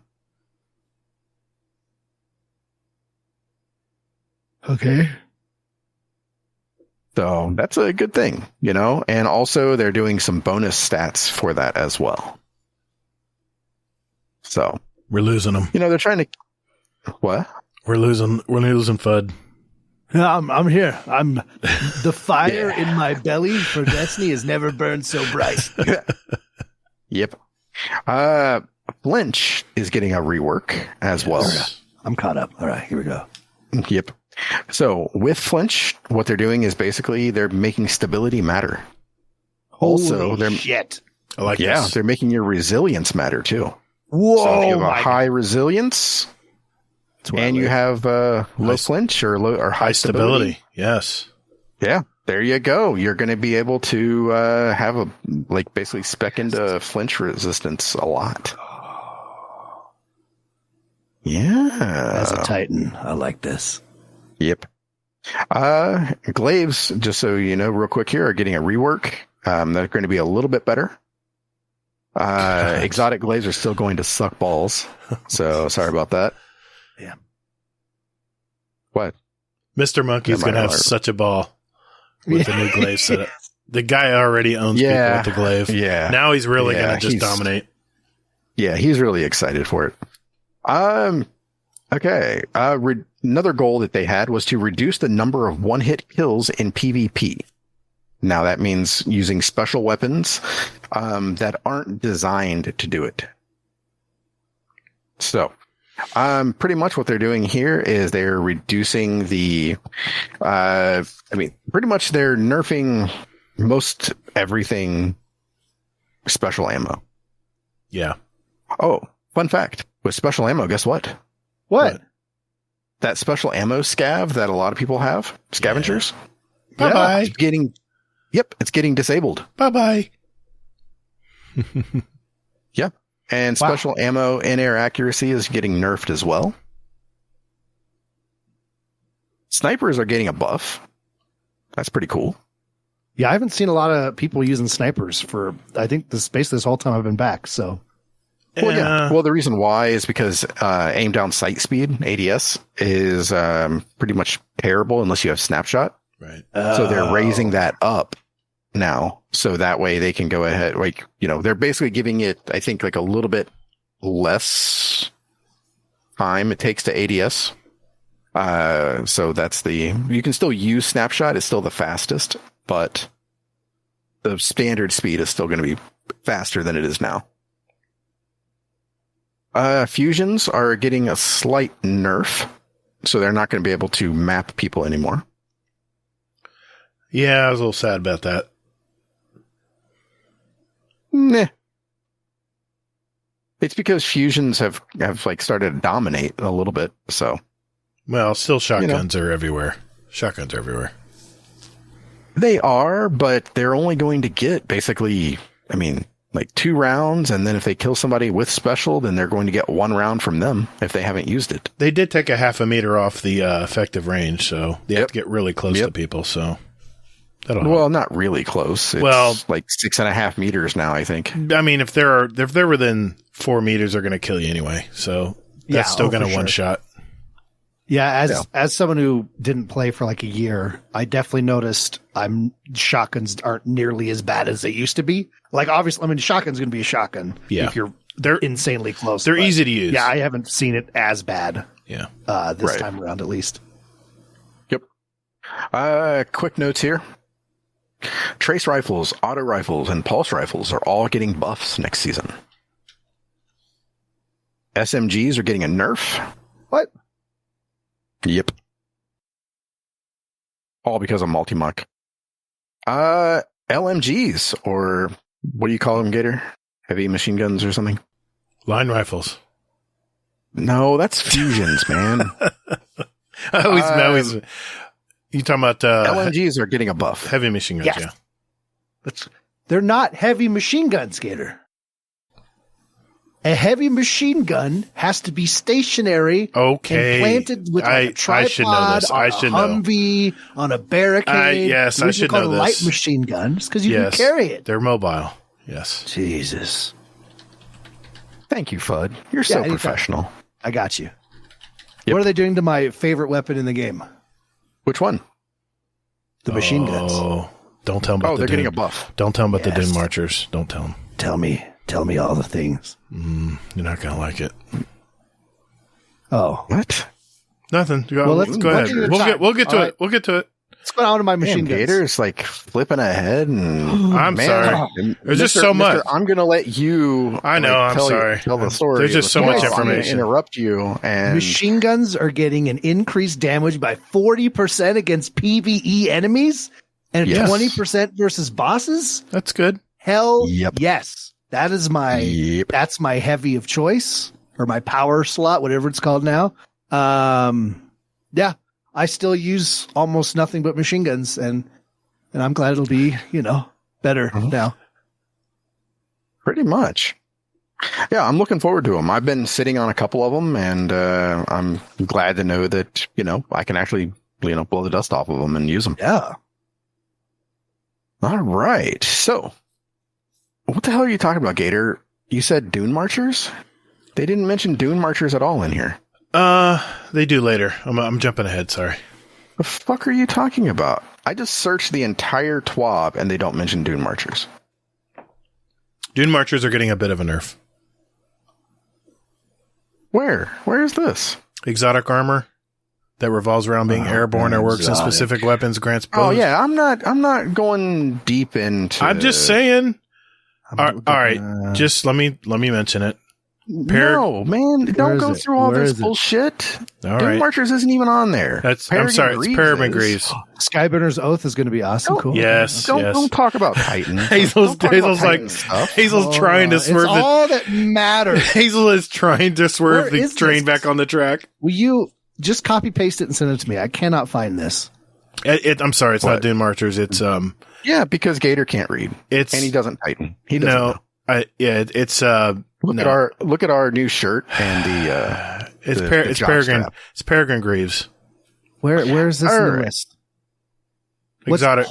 Everything. Exotic armor that revolves around being airborne. Airborne effectiveness grants a bonus or penalty in the -50 to +40 range or higher if conditional. They actually gave it I almost did it. So it's just a nerf if you're super airborne. That's it. Yeah. Oh, that's not bad. Yeah, you don't shoulder charge while you're doing that. That's all good. I'm sorry, Mo. Hazel is the reader. I'll be quiet. Go ahead, proceed. No, he won't. He won't. I promise. I'll try. Yeah. Mr. Dune Marchers. And I'm like, I searched the entire fucking document and there was not one mention of Dune Marchers. Anything that hurts Titans, I'm all for. The word Dune. Not even the word Dune. Just buff that hurts Titans. Just buff all the warlocks. Buff all the warlocks and shit on all the. I'm out of here. I'm sorry. I play a Titan too. Come on. I play Titan. Come on back. You don't count. Oh, if the Titans are ahead, I'm definitely getting that screenshot. You have one with my Titan. Shit, he actually fucking left. Oh shit. Uh-oh. Why'd you piss off Fudd? I'm sorry. Shit. Come on, Fudd. Come on back. Do you see what I have to deal with? I'm trying to keep the show going, and Gatr is over here talking about shit like Dune Marchers, and I'm like, it's not even mentioned in the entire TWAB. Oh my god. I'll message him. Keep going. All right. Well, I kind of want him to hear this next stuff, actually, because it's kind of cool stuff. It's Exotics getting a buff. All right, I messaged him. Hold on. Yes, that is exactly it, Rodimus. Yes. The train's off the tracks. It's flaming. It crashed. We lost our guest. It's a glorious moment for us here in GDC land. This is a first. So, all right. Well, hey. There's that beautiful, handsome man. I'm sorry, Fudd. I'm sorry, buddy. Amateur goddamn bullshit. Thank you for that soundbite. Thank you. I don't think he was doing it for the soundbite. Stupid TWAB. So, I wanted to save this next part for you, Fudd, now that you're back. Yeah, where are we at right now? I respect you. So, exotic weapons that are getting a buff. Okay, I'm with you. Yeah. So, Xenophage. And Xenophage is basically like the heaviest light machine gun in the world. So, it basically kills everything, and it's getting a buff. Like a couple buffs. And it has explosive rounds. Yeah. You don't get any crit damage on it, but it does. That doesn't matter. It doesn't matter. You're just, at that point, you're just spraying through everything. Pretty much. Mm-hmm. Fighting Lion is getting a buff. Eyes of Tomorrow is getting a buff. Leviathan's Breath is getting a useful buff. Lemonarch is getting a PvE buff. Huckleberry is getting a buff. Last Word on M&K is getting a buff. Skyburners is getting almost a complete rework because nobody uses it. That makes me happy. Skyburn. I just need to take a moment. Skyburner's Oath, when that first came into the game, that was so much fun. And then after year one, no one ever used it again. It's needed this. I'm excited. Well, you know how when you hip fire it fires faster? Yeah. And it fires slower when you aim down the sights. Now it fires at the fast speed on both modes. Hell yeah. Dude, it was nobody's with that thing year one was so fun. Because no one expected it. But Fudd, they took the tracking off the hip fire part. No AC 130. Fudd. What? That's the whole reason for Skyburner's Oath. Yeah, they took the tracking off. But they increased the explosive damage. But that was the exotic perk. I know. Yep. But anyway, nobody cares about Skyburners. So I hate it here. Graviton Lance is getting a huge buff. I like this. And a complete rework. So that's interesting. Mm-hmm. There we go. That's a good. A lot of these are guns I haven't seen in a long time. Very excited for this. You know why you haven't seen them? Because they've sucked ass. Yeah, absolutely. Exactly. Also, Grand Overture is getting a slight rework, and it's going to be equal a buff. Also, the 3 exotic trace rifles are getting buffs as well. Hell yes. Mm-hmm. Yeah. So, okay. So in true Bungie fashion, Bungie giveth and they taketh away. Here it comes. So Lemonarch is getting a PvP nerf. Lawrence is getting a nerf. Lord of Wolves is getting a nerf. Arby is getting a PvE nerf. A moment of silence. I know you like using that. Shut the fuck up. I said moment of silence. Sorry, I had to sneeze. An itch. Yeah. Yeah, man. plebs and your non-GM using self. No, go ahead. Do it again. RB is still going to be good, though, honestly. I mean, still going to, break shields for barrier champions in one shot. It's just going to do less damage on champions. Yeah. So, all right. And then some nerfs are coming to some perks. So, Snapshot, Full Choke, Desperado. Yes, Desperado. Mm-hmm. And Opening Shot are getting nerfs. I think the reason they're nerfing Desperados, I think they're going to bring it to more weapons soon.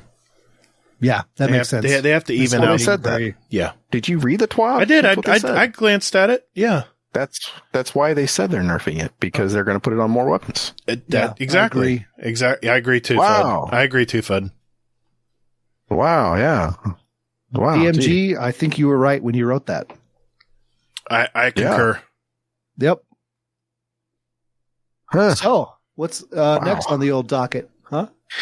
All right. So, next is, sadly, there's going to be some weapons leaving at the end of next season.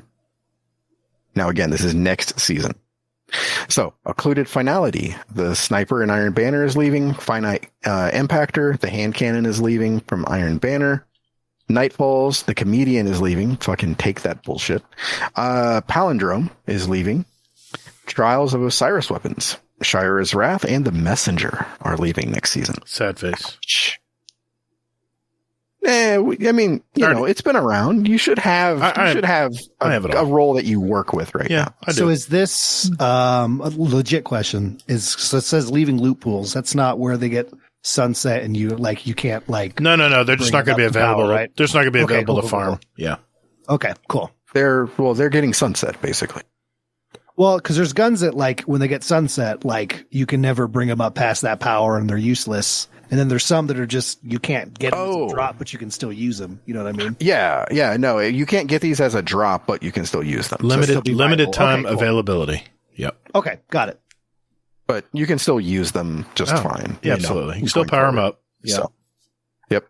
And then Bungie, in an effort to be really, really cool dudes and dudettes over there, season 18. So the season after next, there's some stuff leaving. The Peacebawn Sidearm and Archon's Thunder machine guns, those are leaving Iron Banner. The Plug One and the Hothead are leaving Nightfalls. And the Eye of Soul and the Summoner are leaving in Trials. Yeah, Summoner, man. Those drops. I got to get Summoner. Yeah. Let's get to work. Yeah, it means you got to do PvP. All right. So next Tuesday, they're doing an update. And with it... Yeah, Guardian Games. Let's go. Yeah, see? I'm not the only one that jumps ahead. Guardian Games makes me... Guardian Games makes me more sad. This update's going to make me more sad just because it's Guardian Games as well as these nerfs. Okay, listen. Guardian Games is incredible. I love Guardian Games. It's fun. I love collecting all the shit, right? Mm-hmm. Don't forget the bounties. I may be leaning into this because it's accidentally become my thing that I'm obsessed with Guardian Games, and so I have to lean into it. But last time I'd played Destiny was during the previous Guardian Games, and I actually just because I was family was out of town, so I grinded everything, and so all my emblems that I owned were all Guardian Games and Sparrows and everything. So we spent a night going through everything I had, and everyone was laughing at me. So it's just I'm the Guardian Games guy now. Bring it on. I'm ready to collect more emblems. I'll run with you, buddy. I'll run with you. I'm ready for more emblems. Yep. I need the Heir Apparent Catalyst. You don't have the armor. I do like the armor. Yeah, the armor is fantastic. I didn't do it last season. I didn't care. I'm going to have to grind it on 3 accounts. Catalyst? Yeah, I'm going to have to get that armor. Yeah. But anyway, so this update is apparently going to bring Guardian Games. It's going to also... the Axion Bolt cooldown is going to be increased from 91 seconds to 152 seconds. I love it. I like that. Axion bolts are the bane of my fucking existence in this game. They're definitely powerful. Yeah, they are. And, Titan Barricade base cooldown when using the Bastion aspect is 82 seconds now. It's up from 53 seconds. This matches the recharge rate of the Warlock Rift. Yeah, I'm down with that. As a Titan, I guess. I'm still down with that. I guess. I never played Void, so it doesn't matter. Offensive Bulwark now provides 60% less bonus grenade energy regeneration in PvP game modes. Sure. I don't think I use that anyway. Yep. I don't even know what that means. It's a new. It's a Titan, man. You don't Titan, Gatr. I do Titan, and I have Bulwark. I think you have a Titan. It doesn't mean you actually Titan. No. I have Bulwark, and I think that's one of the aspects I have equipped. But I don't. I use it. Yeah, it's a Void. It's for the Void 3.0. Gotcha. But I use it in PvP, PvE. I don't use it in PvP though. I'm back to slamming people. Yeah, with my art class. Anyway, it's on fire. I don't care. So, Whisper of Chains now provides 15% bonus damage resistance against players when near stasis crystals, down from 25%. Good. Damn.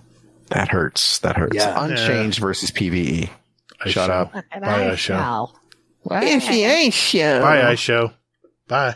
Hazel, you sound older every time you do that. You know why? Because I do this fucking podcast.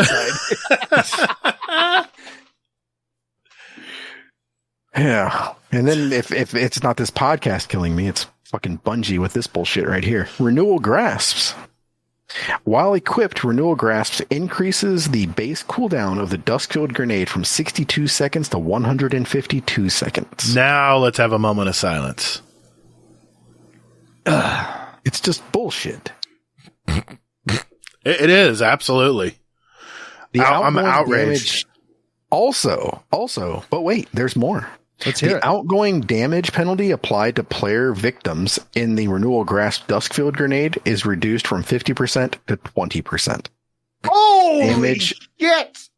Yeah. That's dreadful. I can't believe they did that. That is unsatisfactory. Yeah, that's terrible. You want to talk about it? Wow, I can't hear Gatr. I can't hear Gatr. It's like I muted him or something. Damn. Damnedest thing. So what's next? Yeah. So, moving on. It's unchanged in PvE, by the way. And then they're going to do full patch notes. Then. Good luck reading those. And.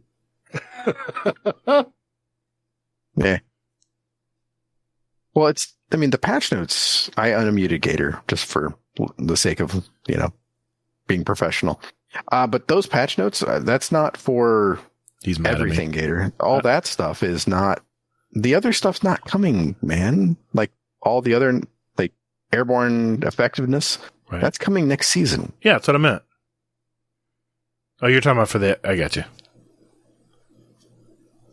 You're talking about the changes to the... If you paid attention, it would be amazing. I'll try. Gambit Labs. This is interesting. I just read it. Yeah. Congratulations. You're like one of the only people. Okay. So Moat Thief is a thing. If you're an invader, probably going to be a Titan. So that we can go put a bubble up over the bank and then you can drain the bank. There you go. Or a well. Okay. Yeah. And get shot out of the well by a rocket. Yep. Yeah. So don't listen to Gatr. No. You hide behind the well when you hear the rocket, and you get back in the well. Dip out, dip in. Dip out, dip in. You hide behind the well? No, hide behind the bank. Yeah, except they have Wolfpack rounds, and they go and they find you, and then they kill you. Well, then I can't help you then. So then you bring a Titan to invade, and then they put up a bubble. Yep. And then they just drain all the moats and they dance and they do whatever else they need to do. That might work. Well, you know what's great is most people won't read this, and they're not going to know that invaders are draining. Yeah. Whew, God, that was the other thing is that nobody plays Gambit, so that's true too. But yeah, and no one's ever near the bank when you invade, so you can go in there with anything and just stand there the whole time, and no one will know. Yeah, exactly. Okay, Prime Rewards. There's a ship hit in the face with fucking rocket launchers the second you invade, so it doesn't matter. Pretty much. A ship, a sparrow, a ghost shell, and a dance, all available for you thanks to Amazon and their goodness or questionable activity. Okay. Then, patch fixes, Destiny player support. It's a thing. Shit's broken. Movies, art, which is pretty badass. Then they mentioned that, Trials at the end here is, they had an issue last week or the week before when, it was giving like extra loot and things like this. I want to don my Spinfoil hat here and say that Bungie just basically said, you know what? It's a bug. Fuck it. Let's leave it in and call it a perk.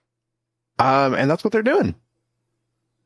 So yeah, if you've gone flawless once at any point in the season, and then you hit 7 wins, even on a flawed card, you can still get adept loot. In the season or for the week? You sure you read that right? In the season. Really? Yeah, you have to have a confidence passage. Any player in the floss pool who is at the 7th win of a given passage will have chances for a dead one drop post match. We show a floss passage with the color losses under your Yeah, but remember those cards reset every reset. You know that, right? But it's a confidence card. So that card is available to you once you go flawless. Oh, I see. Okay. I don't use that card much. Yeah, no shit. Okay. That's a great. I love it. I like it. Yeah. So partner up with some people and maybe they can, carry you if you need it, or, find some people to carry you and you can get a flawless. Then you can go ahead and start getting some loot. So yeah. Then, aside from that, DMG's taking a vacation after this bullshit. I don't agree with him. I don't blame him. Yeah. Yep. It's even on his Twitter handle. It's like on vacation. I love it. Good for him. Hey, now's the time. I mean, this is the lull in the season. This is the time. He's going to be busy soon, so good for him. Is he the one that likes cats? Yes. DMG likes cats. No, oh my God. I'm telling you, DMG likes cats. They all like cats, for the record. Why do you do this, Fudd? Fudd, it's like you just stabbed me in the heart. Because I listened to the show. Oh my God. All right. So I'm going to do a GM with soccer. Fuck this. All right. Thanks for getting through that, Hazel. I tried not to interrupt too much. Yeah, you failed. I did.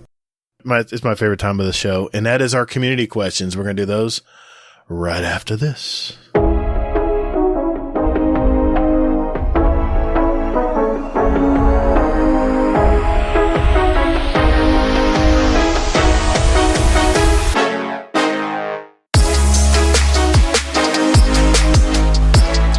Hey, Guardians. Would you like to send a question for the show to us? There are 4 easy ways to do it. First, join our Discord server. There's a join link in our show notes. We have some great gamers in there, and you can just lurk or hang out and jump right in and talk to us, whatever you'd like to do. There's also a channel labeled Podcast Questions where you can type in your question for the show. You can also email us at guardiandowncast@gmail.com, or we also occasionally tweet about our upcoming show and guest, and you can respond there with your question at Guardian_D_cast is our Twitter handle. Finally, you can send us a voicemail with your questions at speakpipe.com/GuardianDowncast, all one word, and we'll play it live on the show. Thanks to all of you out there who do listen to our show. And Toddles. And later, Guardian. Hey, man. That's my line. What? Yeah. Says who? It's in the script. It's my line.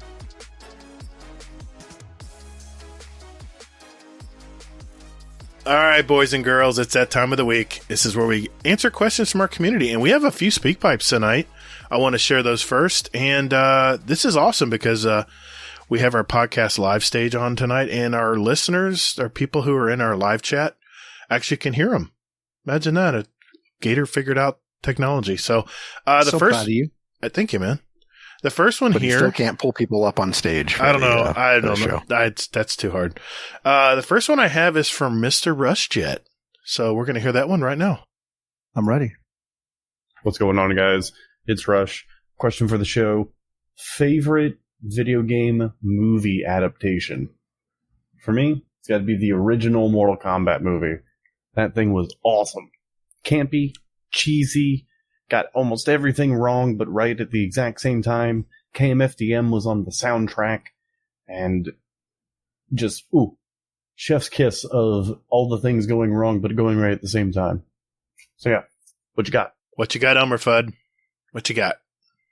This is easy. Listen, it's possibly the greatest movie ever made in the history of ever. It's going to be 1994 Street Fighter. Oh, I didn't even think of that one. Yeah, it's a masterpiece. You know, everyone brought their A game in acting. The story and the plot makes perfect sense. You know, I'm surprised more awards weren't awarded to this incredible movie. Schindler's List? I don't think so. Street Fighter, 1994. Nice. All right, Hazel, what do you got?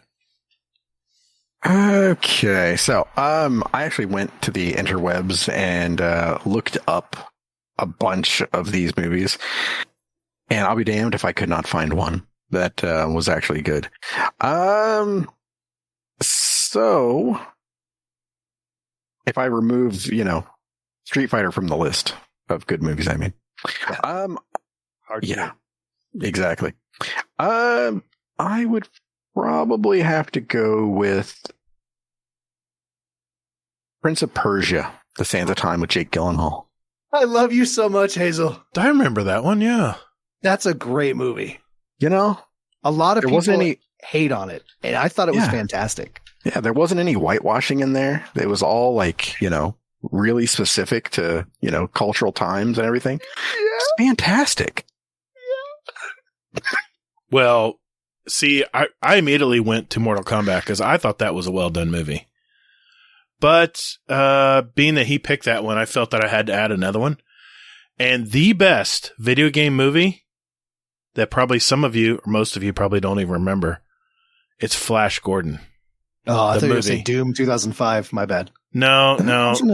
Flash Gordon. Flash Gordon. There was a video game.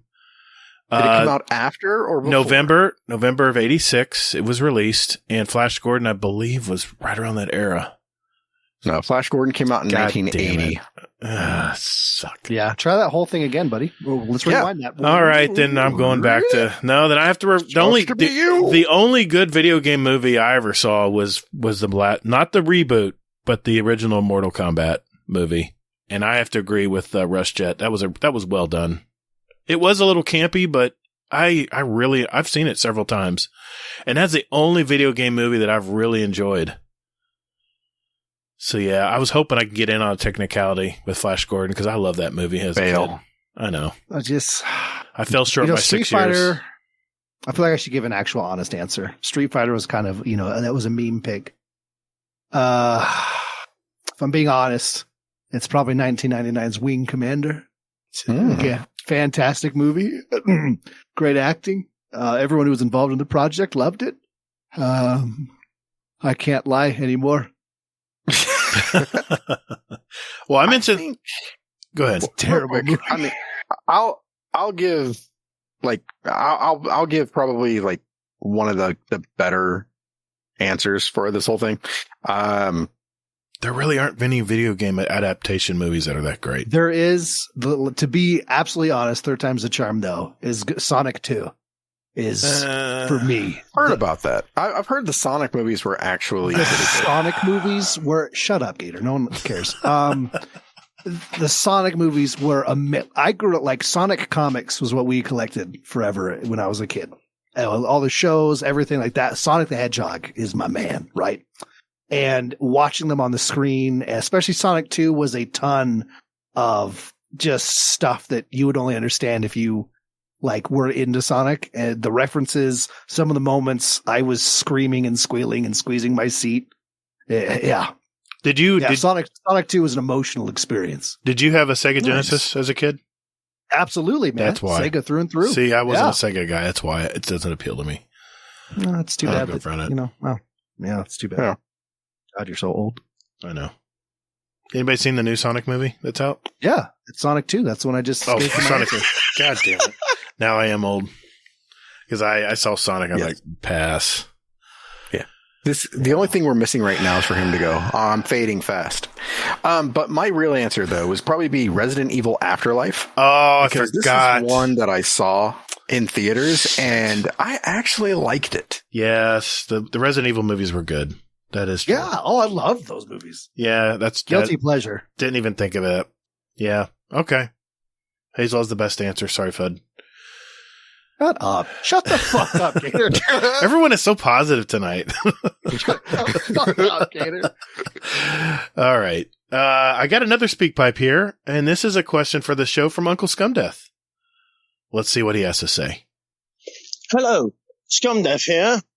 I'm just listening, just walking home from band practice. Just listening to the end of the last episode, the wooden spoon bit.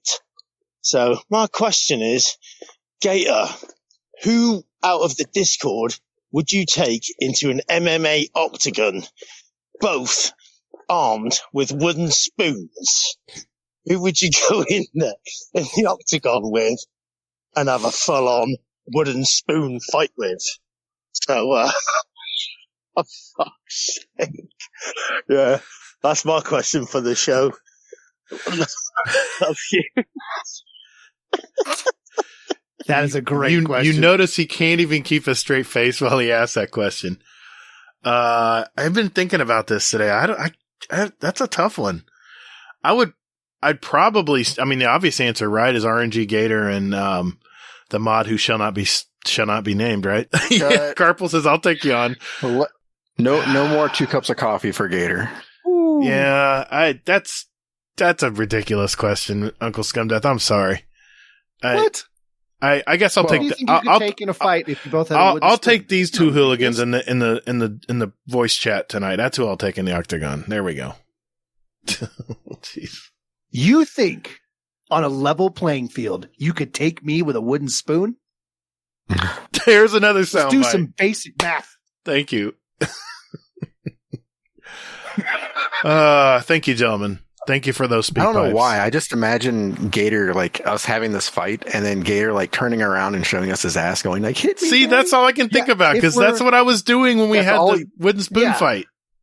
If we're having this fight, are we dressed the same as you were? Oh God! Please don't be shirt. We'd have to be shirtless too. Oh, that'd be terrible. I'm down. Let's do this.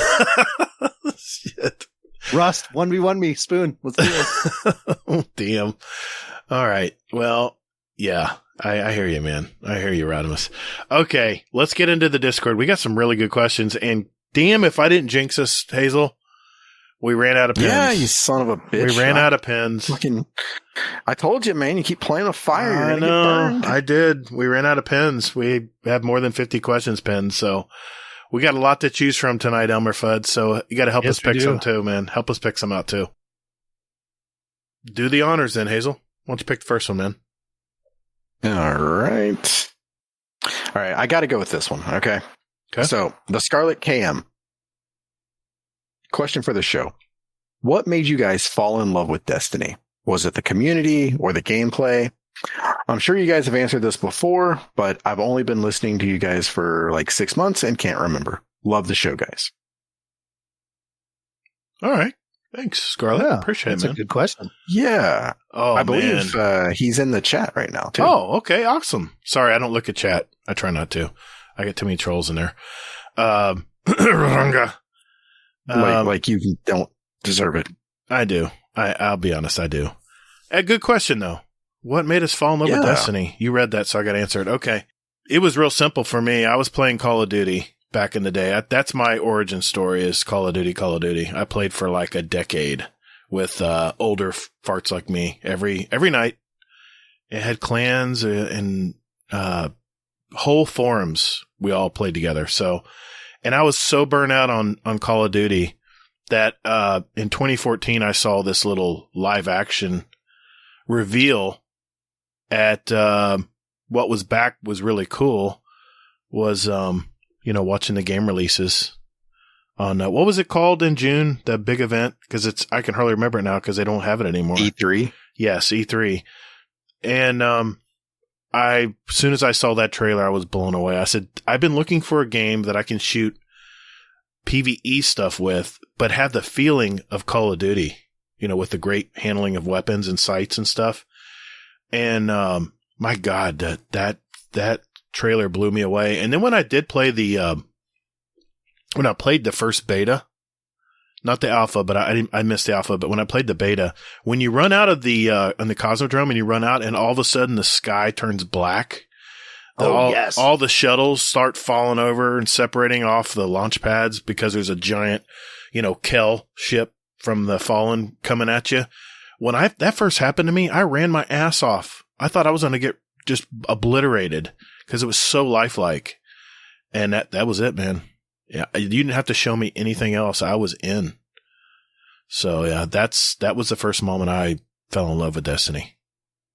What about you, Hazel? No, how about FUD? Well, FUD too. Yeah. Both you guys. Yeah.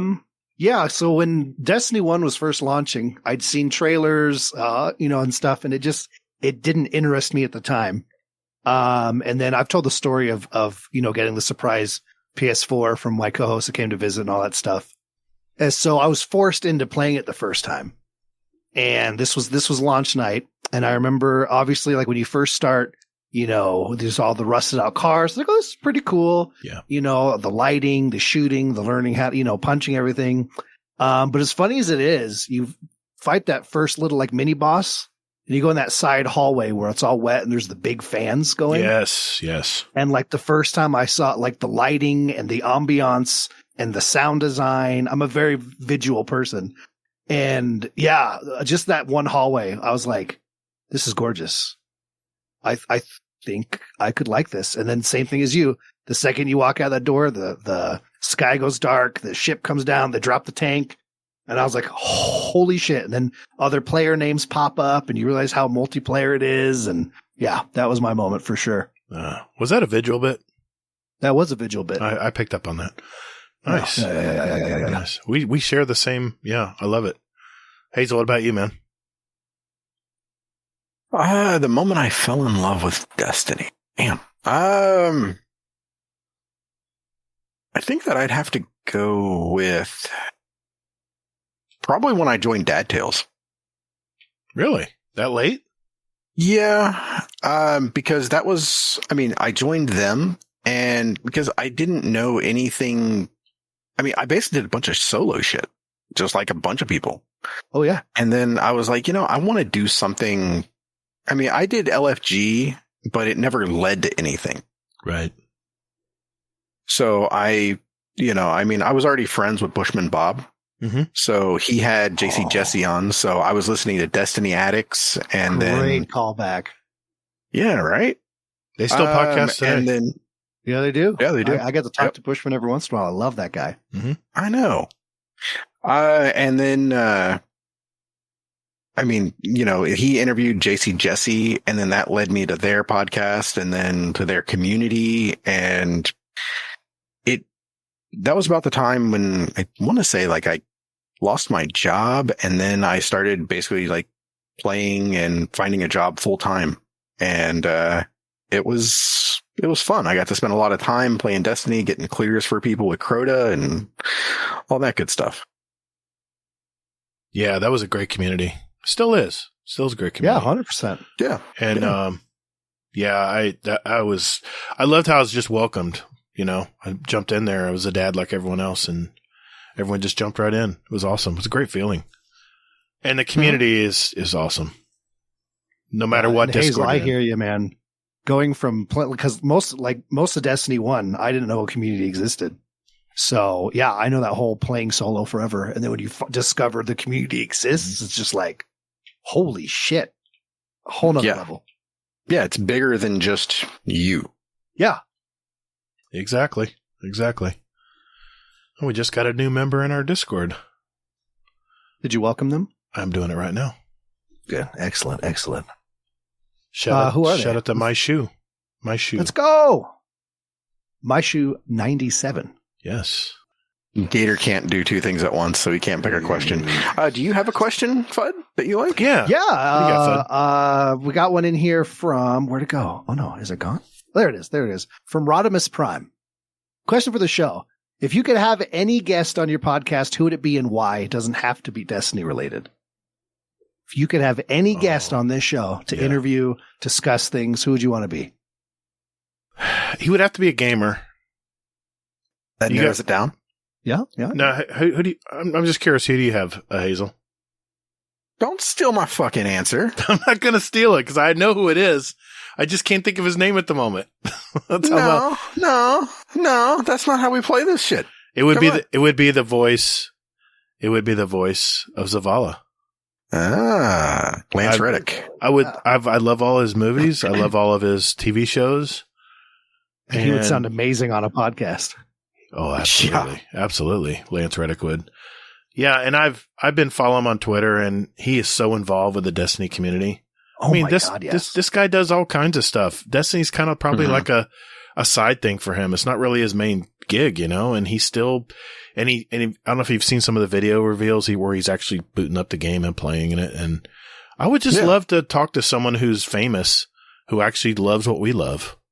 That'd be 100%. That's my answer. Good answer. What about you, Hazel? Good answer. So I had two. Okay. One of them was the Big Show for basically the same reason that Gatr said for Lance Reddick. That would be good. I just think that would be cool because also, I mean, you could talk about wrestling with him as well. But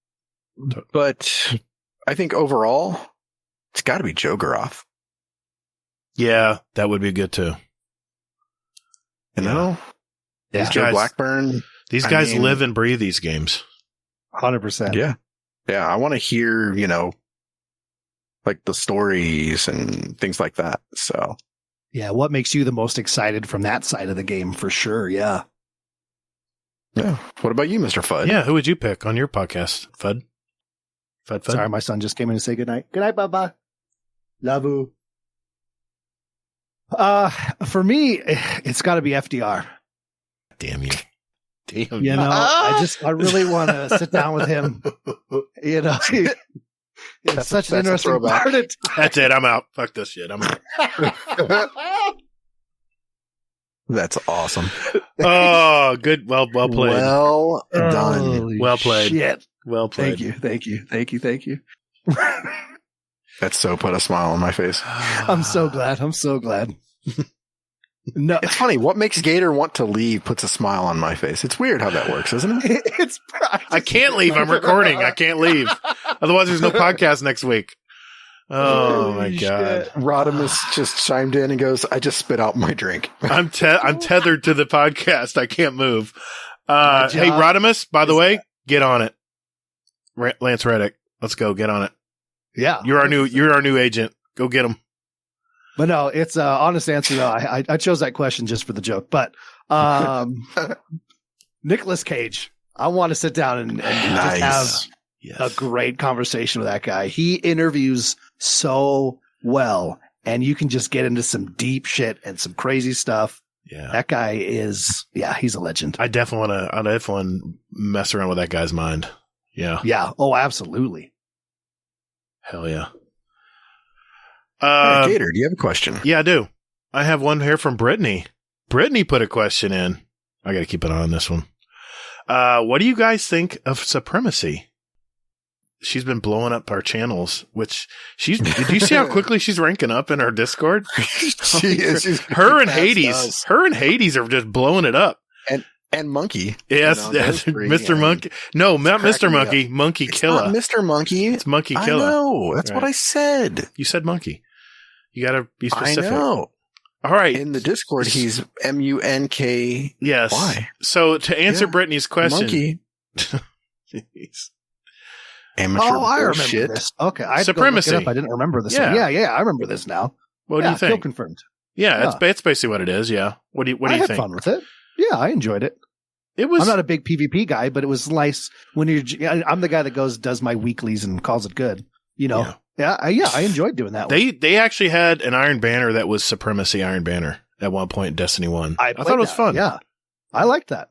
I don't know. I hated it because nobody knew how to fucking play it. It's like Gambit.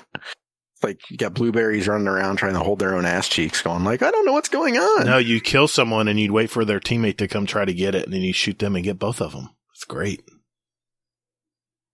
Or you'd come around a corner and there'd be just like 8 of them sitting. Oh, you'd be doing that face slide. You'd be doing that face slide if you could do it. Yeah. Yeah, that was good. Like, I'm rich. Hey, anything they can put in a Crucible right now, bring it, please. Do something. Yeah. Well, you're getting a whole rework for next season. Oh, yeah. We'll see how that plays. Yeah. Yep. All right. Let's keep going. What's next? Yay. Here we are. Ronin Red Lion. I'm sorry to do this to you, Rodimus. Since mechs are all the rage, and Hades, what is your favorite mech of all time and why? Oh, you guys aren't even going to get my answer. I just thought of one. Boy, can't wait to hear this. Well, I want a loophole of a situation. No, it's not a loophole, and I want to hear. I'm going to hear Fudd's answer first.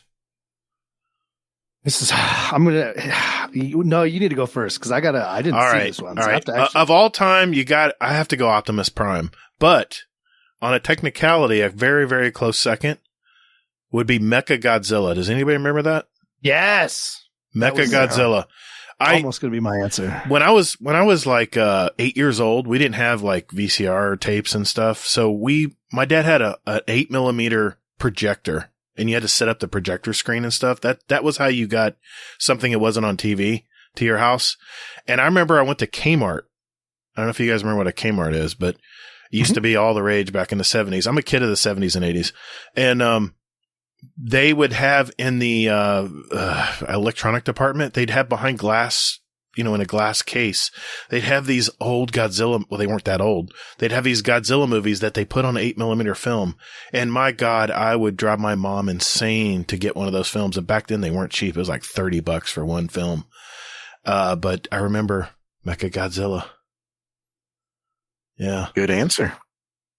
Thank you. Now, Mr. Fudd. There we go. Or if you need more time, I can go. No, I think I got this. All right. This is maybe one that not a lot of people are going to jump onto. But I'm going to go with Escaflowne. Ooh. One, because I want the song to play every time I'm using it. Nice. The theme for that show is legendary. Good call. Nice. That's not bad. That's not a bad pick. So my answer, Voltron. Yes, that was my second choice. No, I did have Voltron in my arsenal, but I can't put him as the best because it's not American, or was it American? Don't do it. Don't do it. I'm not. Sorry, my bad. That's bait. That's bait. That's totally bait. That's bait. Excellent choice. All right. Okay. And Rodimus also had a question in here, and I want to answer because it's a quick question. Yeah, exactly, Mo. He said, isn't there a Get Toddled t-shirt on your merch store? Actually, it's in the works. Good. There is a Later Guardian t-shirt now that we have in our merch store, but the Get Toddled one we're actually working on. So we're going to put that one out too. Rodimus, check your mail, by the way. I mailed out all the Patreon stuff this week, so. And make sure you look at the back of the card. Yeah, I think you'll like that. All right. Okay, let's keep going here. Golden God. Question for the show. What's your daily driver? Well, we know what Fudd's is. What is it? It's a mail truck. Oh, daily driver, not working. True. No, I mean my daily driver is. I have to work every day now, so it is a daily driver. Yeah, that's. I mean, technically, it's a pest management vehicle is what I'm driving. So, well, what's the base of the vehicle though? F-250 diesel. Nice. It holds a 200-gallon tank in it, so it has to haul. That hurts. It's a lot of weight. Believe me, my truck feels it. No, filling that sucker right now. I'm sorry, man. 30 minutes to fill it on full. Shit. Full blast with 100 PSI pressure. It takes 30 minutes to fill that tank. All right. Daily driver. I'll go to you first, Fudd.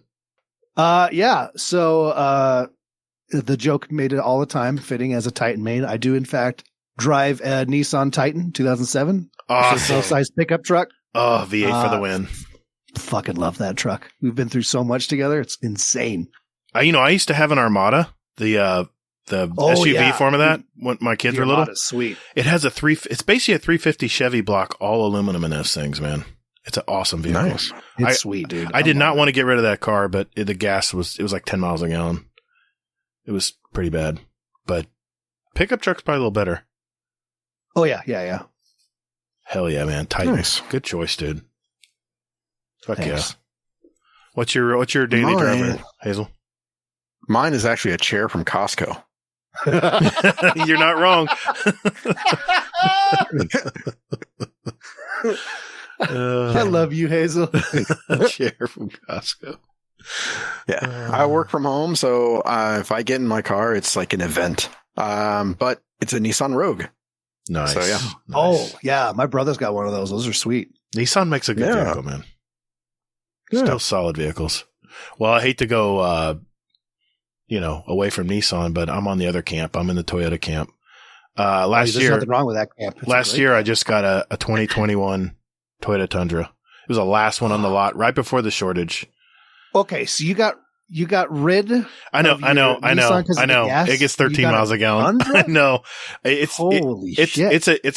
It's got like almost 400 horsepower. It's a powerful truck, but it sucks fuel. It sucks fuel. Dude, the Tundra, easily the sexiest truck on the road right now. I love that. It's not the new design. I went the older design before they went with the double. Oh my! I don't like the new design. I don't like that grill. It's just too big. I got the classic 100%. Tundra look. So yeah, dude, that is a good looking truck. It was when I was actually looking for my truck. I was looking between the Titan or the Tundra. I've wanted a Tundra for so long. Get an incredible deal, and I was like, all right, this is where I'm going. And yeah, I've had so many Ford trucks, and the Ford trucks they're very durable trucks, but it's the trim and the buttons and the electronics in it. Just over time, you can just tell they just age. And every Toyota I've gotten into, it's been like 10 years old or older. Still, everything looks brand new in ththose things. Yeah. So I've always wanted a Tundra, and finally I just pulled the trigger last year because there was a shortage coming. For you. Yeah. Dude, nothing like it. You get in your dream truck like that. I fucking love that truck. You could live in that thing. Those are huge insane. And I have the full cab. I don't have the one with the partial door. I have the full where the passenger door is actually bigger than the front door. It's literally a car door. So what's great is my parents are getting older now, and we go to the movies a lot, so they have lots of There's more. That's awful. There's more. That's great. There's more space in the back than there is in the front of that truck. If you're sitting in a cab, it's crazy, man. Anyway, that's mine. Good for you, man. Ooh. Well, I mean, I've worked up in vehicles over all my years of on this earth. So, okay, let's keep going, Hazel. Hey, we screwed up. What do we do? We missed questions for Fudd. We're gonna put. Oh, we'll get those. You douche nozzle. Hey, you're here too. Carpal Leader. I know. I'm saying I'm including myself in there. I missed it too. Okay. So, Carpal Leader 347. I'm nervous. Question for Fudd. Oh yeah. Did you ever catch that wascally wabbit? Not yet. No, every time I catch up, it's this constant back and forth. The duck season, wabbit season, duck season. It's a whole thing. It's exhausting. I watched that with my daughter, and she didn't think it was funny. Oh, I'm sorry about your daughter. Well, I'm going to keep rolling here. Question for Fudd. This is from Mr. Monkey. Been really enjoying watching you guys run Val. What's your favorite bit about the new raid? That's a good question. What's your favorite part? My favorite bit in the new raid is telling Gatr to shut the fuck up. In the last encounter. Yes. Oh, you mean the actual encounter? Oh, well, yeah. What's your favorite encounter? Yeah. Man, that last encounter is super fun. Yeah, but I do as crazy as it gets. I enjoy the absolute insanity of that third encounter with the 4 rooms exhibition. Yeah, it is. I haven't been in a group yet where it's just like, and now we go here. Here's the call out. We're good. Let's go forward. Like you can get with every other thing. Every group is just falls to the wall screaming. I don't know what's happening. Where are we? Do you guys remember the first? I need to be healed. Gatr, where the hell are you? That's what Hazel's always saying. Where the hell's Gatr? Oh my God. No, I don't even say that anymore. I just assume I'm going to die. Yeah, but first you would say, where the hell's Gatr? I can't see. I'm almost blind. Yeah. Definitely wiped the most on that one. It's the most frustrating. It is. But it's just fun because it's always absolutely crazy for a group. But yeah, that last encounter, if you're a dunker, is just so much fun. Yeah, absolutely, dude. I agree. That's my favorite too. Just because it's the most challenging. Even if you've run the raid, like I've run it 7-8 times now, and I still get nervous before we get an exhibition. Not nervous, but like a good nervous. Like, yeah, excited, you know? Well, because you get nervous because I'm rating enough to have these kind of stories already. Like, I've been in groups where you're just laughing how nutty it is, and I've been in groups where like they fall apart because everyone just gets pissed off that it's not coming together, and it's like, come on. How about that time I fell on the blight when everyone was dead? I'll never forget that, man. I streamed that live. That was insane. I was like, oh, there's a blight here. We all gave up. 4 times. Yeah. And somehow something would press forward, and then we finished while everyone was dead. That's amazing. So I'll never forget that. That was so much fun. Yeah. Life finds a way. Life. It literally does. Yeah. I think Laz had one too. Well, not for Fudd, but just he has one in general. It's a question for the show. You have to purchase a shirt from heshirtsheshirt.com, but you can put whatever quote you want on there. What quote are you putting on the shirt? What quote am I putting on the shirt? This is an easy answer for me. Just so our listeners know, He Shirt, She Shirt, they actually sponsor Elmmerfudd's podcast. They do. Some Guardians. And shameless plug for He Shirt, She Shirt, because they're not like a big corporation. It's literally personal friends of ours that are a husband-wife combo that have an Etsy shop. Mm-hmm. And they do custom shirts and have a whole bunch of pre-designs, and the colors they have are awesome. The styles of shirts, they're actually legitimately comfortable. Like, it's they're personal friends that run a business, and absolutely love them. It's awesome. HeShirtSheShirt.com. Does it have to be a quote, or can we do like a design? Or I think you're saying you can put anything you want on it. He does. Quote. He does ask for a quote. See, Gatr just doesn't read. He just goes blindly into everything. It's just a blob of white. Oh, you guys have an answer? I got my readers on. No, I can see it now. Okay, go ahead. Let's go. Well, I know what mine would be. I'll give you some time. Oh, let's hear it. I would have it for when I go to GSX with Hazel. I would have a finger pointing to the right, and it says, "I'm with stupid." And then you probably stand on the wrong side. In the picture, probably. Yeah, pretty much. Probably. Yeah. Classic quote. What do you got, Hazel?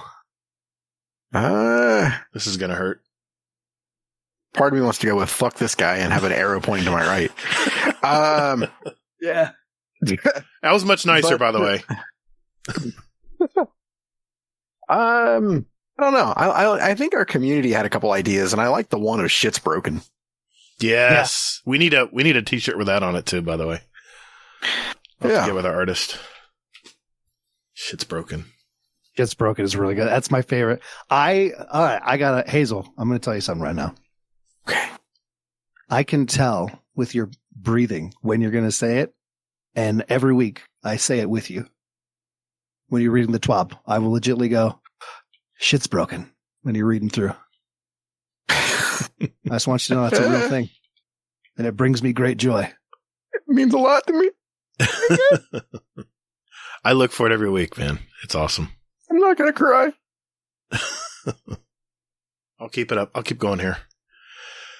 Question for the show. This is from Hammercrasher32. If you were a Tootsie Roll Pop, what flavor would you be, and how many licks would it take to get to your Tootsie Roll center?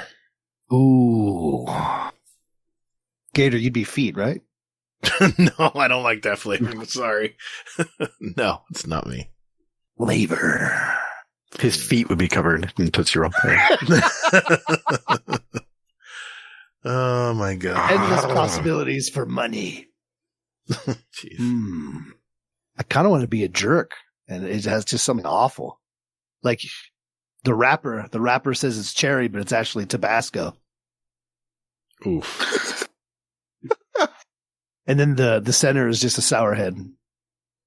Oof. Yeah. That's mine. Hazel? And how many licks? Well, it depends on how quickly you want to get past everything.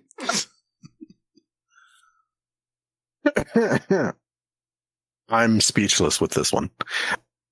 Or I'm just drunk. I would say, yeah, kind of, sort of. Bourbon flavor? Yeah, let's go with that. Man. And then how many licks? It's a mystery. You got to lick till you find out. Ooh, I like this. I'm scared somebody's going to clip that. Mm-hmm. Already done. Maybe. I'm just be vanilla here. I mean, my favorite flavor is probably strawberry. Oatmeal. No, strawberry. You can put strawberries on it. You can put strawberries on oatmeal. No. I'll play along. Biloba. No, I'll play along. I'll play along with the old card. I'm going to say root beer. And it'll take a 1, a 2, a 3. 3. Love it. All right. Just a call back there. Root beer's not an old card. Maybe. Ginkgo biloba. That would have worked. I don't even know if that's a flavor, is it? I don't know. Can be. Could be. All right. Looking at the clock here, we're definitely getting up there in time. So let's go maybe. Go ahead. One each? One What each. you're about to say? Yeah, one each. All right, Let's do it.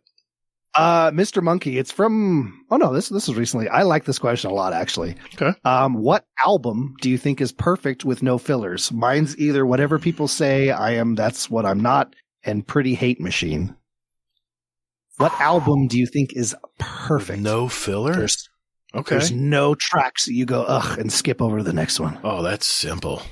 I mean, What do you got? I have a bunch of them. I'll go Hazel first. Oof. Pretty Hate Machine is definitely one.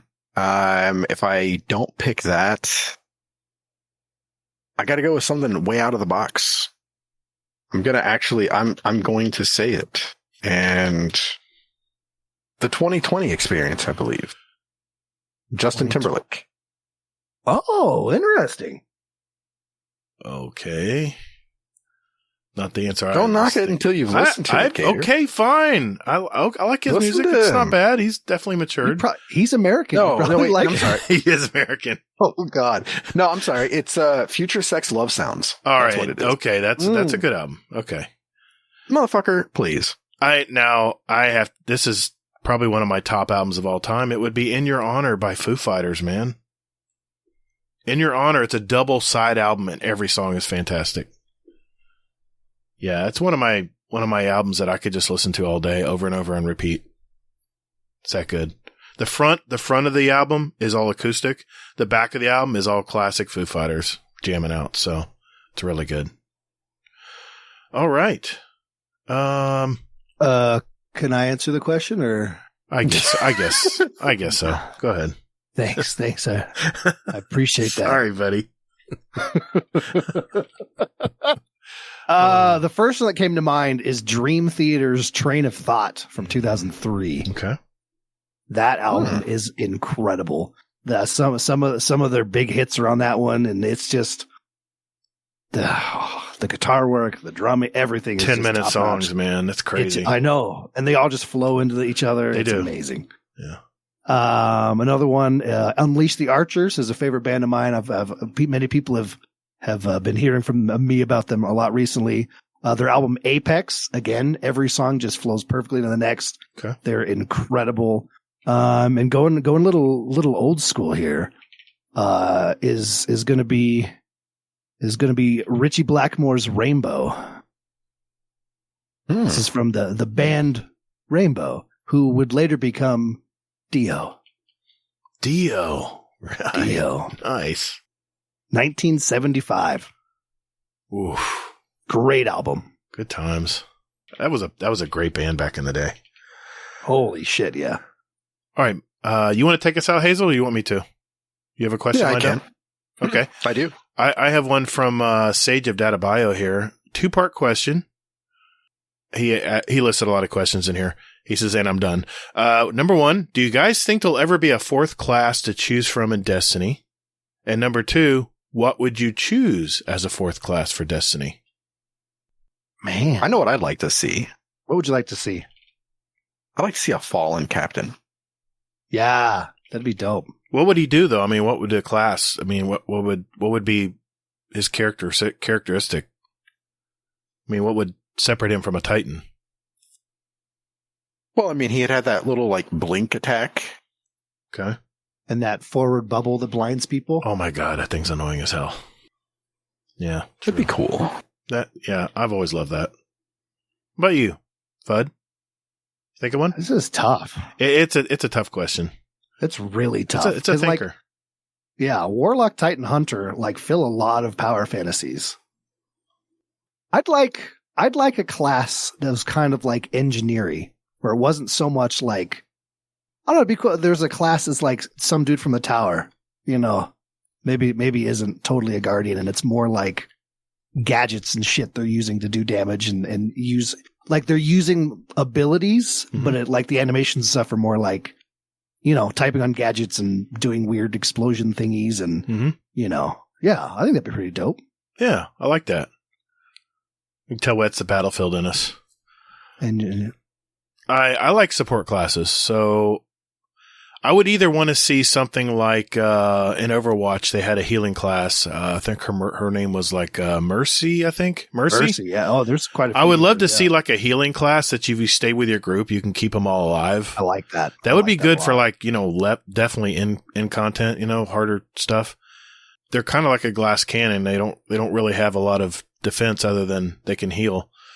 But another thing I would like to see in Destiny is something like a support class, like the support class in Battlefield, you know, where they would supply ammo or grenades, and we could speed up everyone's grenades and like instantly give them grenades, but you'd have a cooldown too, of course. But that would be your job, was to stay behind people and give them like heavy ammo that's always non-existent.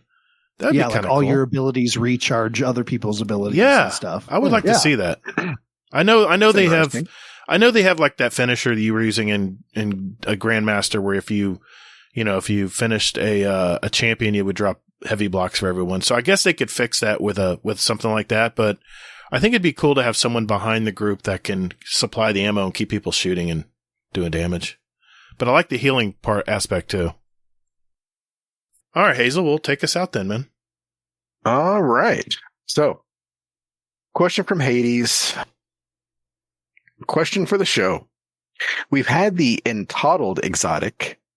Oh, no. What would the hazelnut be? And why won't it equip in strikes?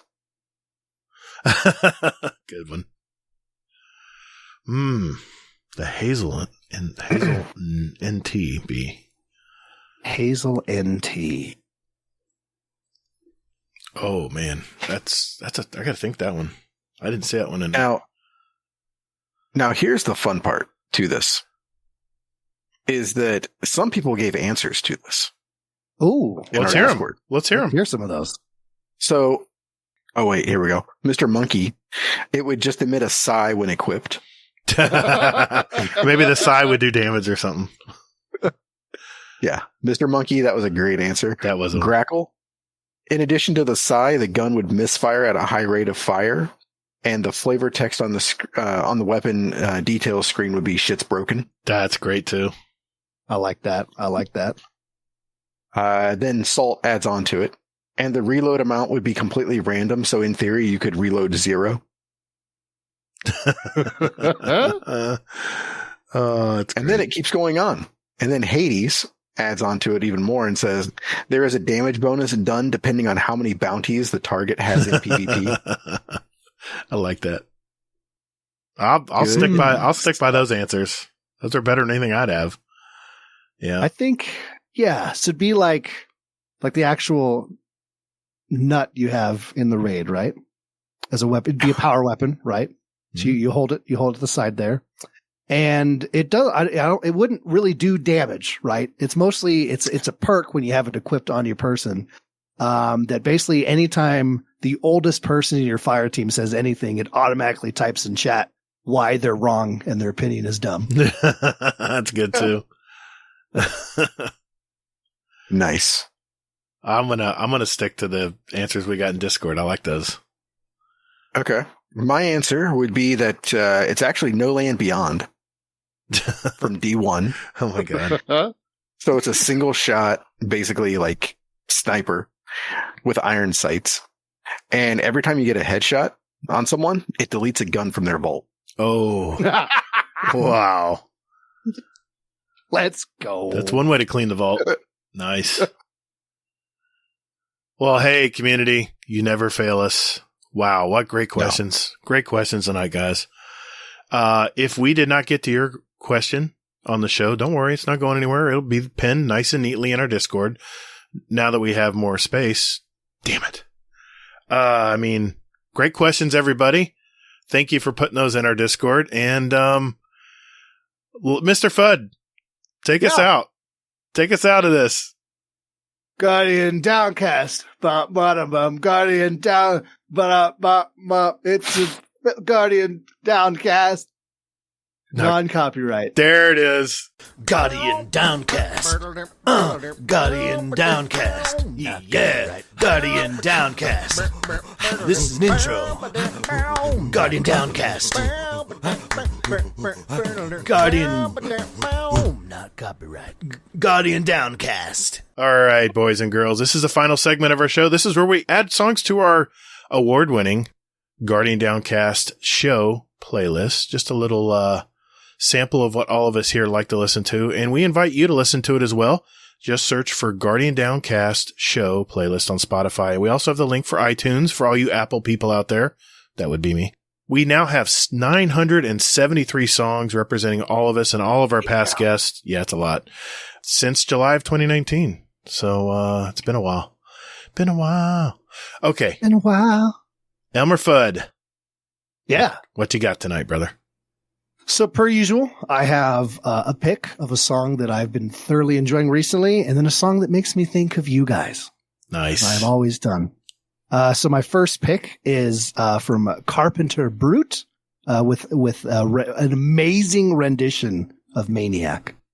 It's very, very like synth wavy metal.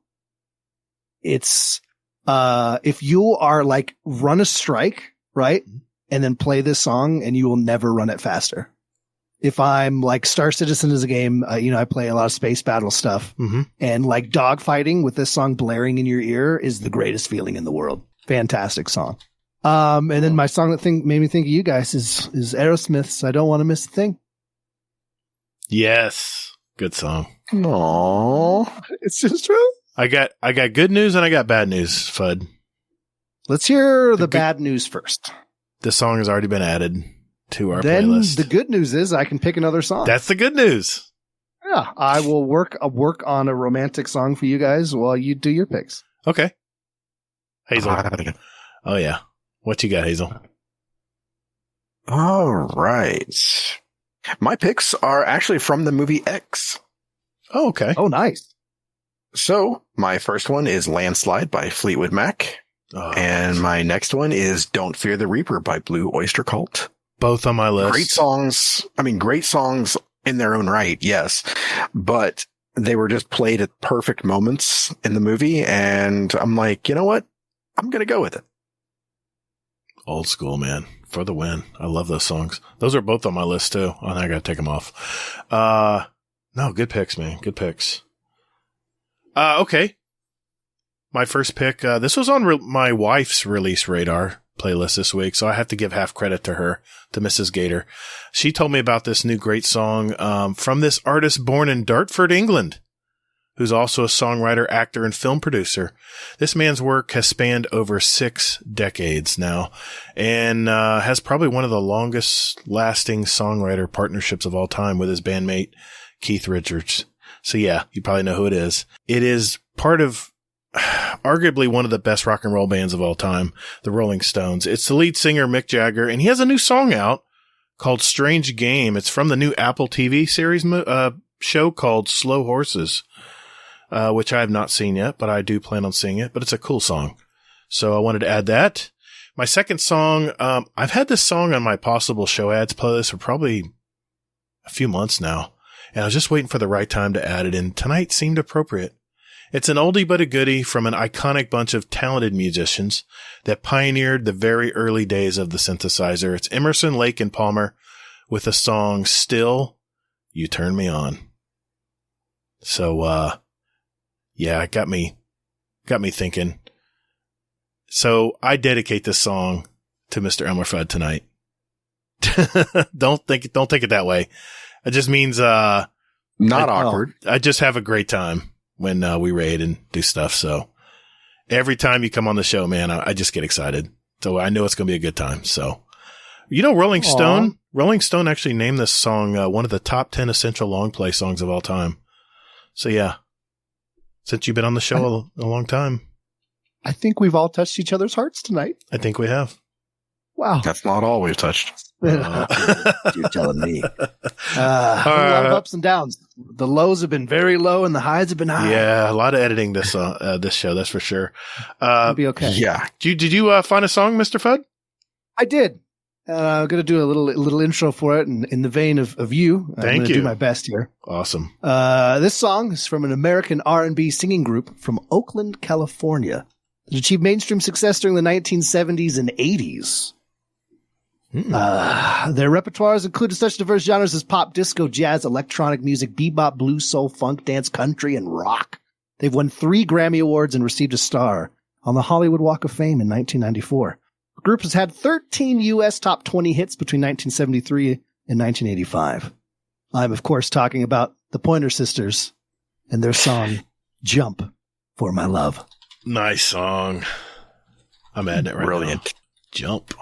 Perfect. It's for you. I dedicate it to both of you. Thank you, man. That was great.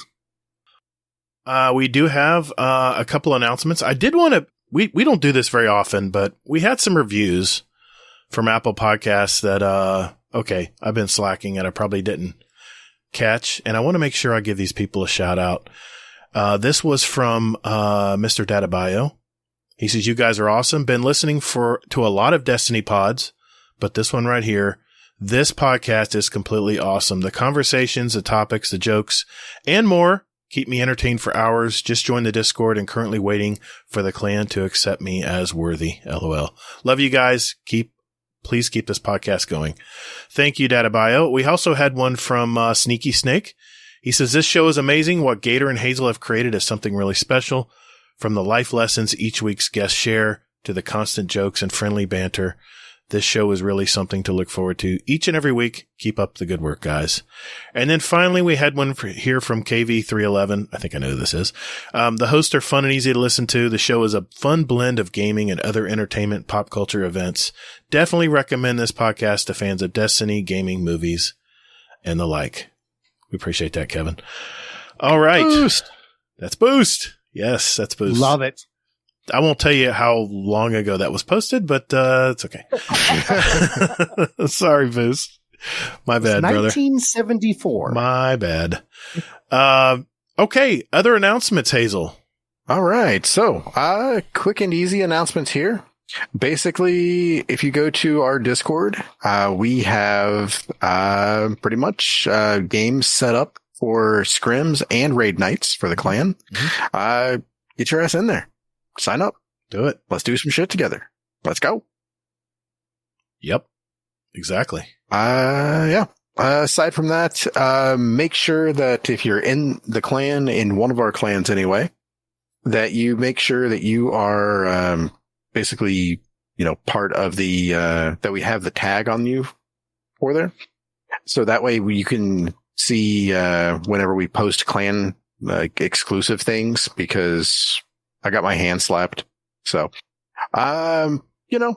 shit happens. I'll live. So yeah, make sure you have that in there and I will tag you appropriately and then you'll be good to go and you'll see our raid stuff and scrim, or not really scrim. Scrims are going to be out there for everyone. Yeah. Yeah. And we love to play with the entire multiple Discord 100.io bot.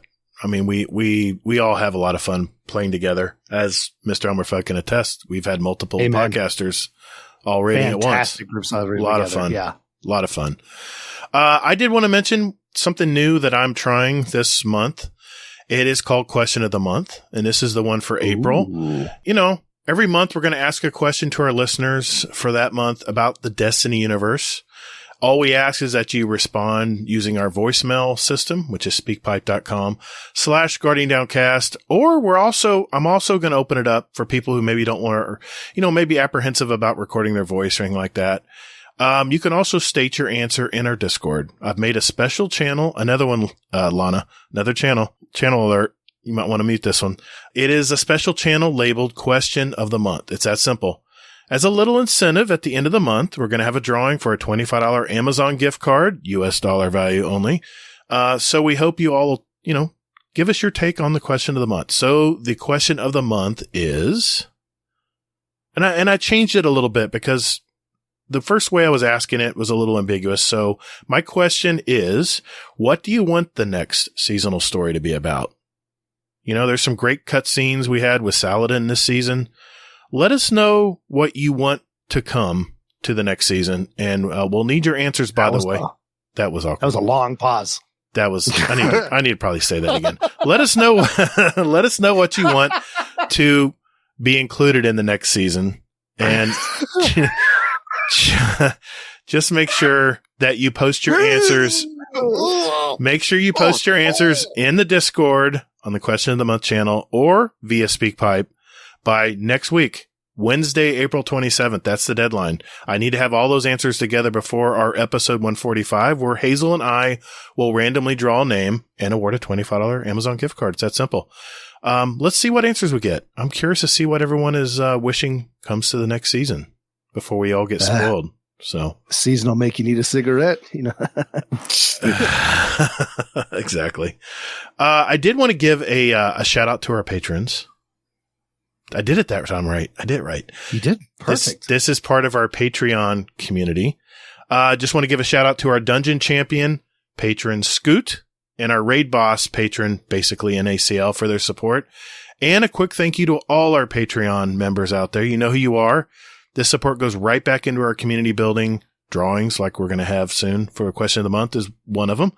Other improvements, we're working on our new website. We do this podcast for the love of the game, and more importantly, for all of you that listen. So thank you. We do appreciate that. And if you are, if you think you received any value from our little podcast today and are interested in supporting us, just go to patreon.com/supportguardiandowncast, all one word. And you can join our patrons for less than a Twitch or YouTube subscription. So it's not that much. Some cool benefits. Get a special badge. We have our own little private Discord channel. No feet pics, though. No feet pics allowed. I'll make that clear. Damn it. Sorry for that. That's a sign there are plenty of feet pics. No. So thank you, everyone. Thank you.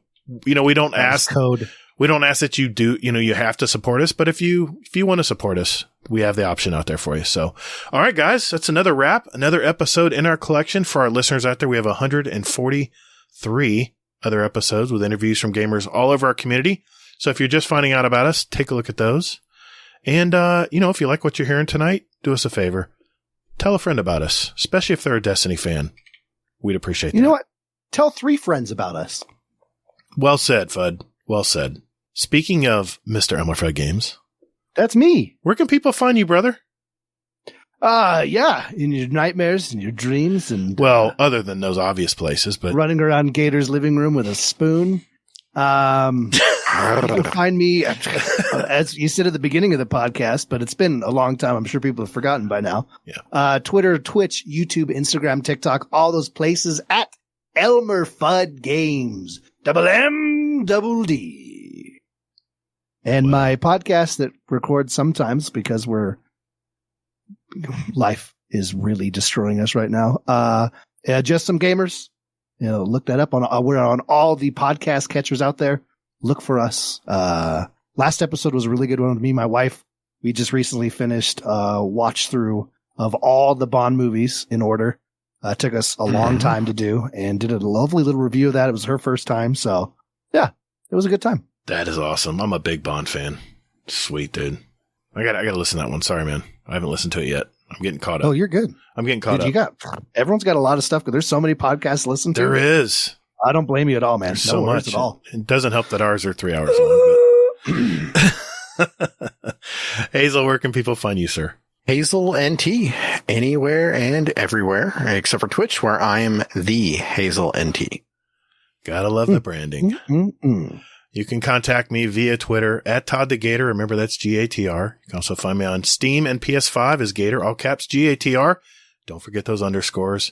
And the same way on YouTube, where I post some live raids. I do some live streaming. Sometimes I have some commentary on there, just a little bit of everything. All mixed in one channel. You've got a lot of content going on. It's awesome. It is. And we also post our episodes. The one you're listening to right now is going to be on there next week. So if you like to listen to podcasts, via YouTube, just sitting back in the office, it's available there. Before we go, guys, I haven't even listened to this, but we do have we have a Scumdeath Corner for this week. Oh, yes. Let's do it. All right. Uncle Scumdeath, what's going on in the UK today, brother? Hello. Welcome to Scumdeath's Corner.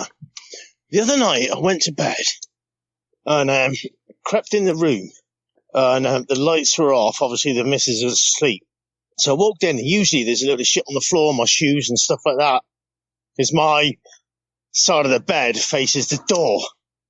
So I crept in, and I thought, I don't want to trip over anything. So what I did, I just clicked on my phone so it was a little bit light, and I shone my phone at the bed, and there was a silhouette of someone sat on the fucking bed, on my side of the bed, and I absolutely shit myself. I didn't know what the fuck it was, and it was the fucking missus. I absolutely shit it. She said, "Oh, I heard you coming up," so I thought what I'd do is I'd sit on the side of the fucking bed and wait for you. Fucking hell, who the fuck's up? I expected her to be asleep. What the fuck's going on? It was her. Oh my God, she fucking pissed herself laughing. I absolutely shit myself. Don't know what the hell was going on. Then she went for a fucking piss.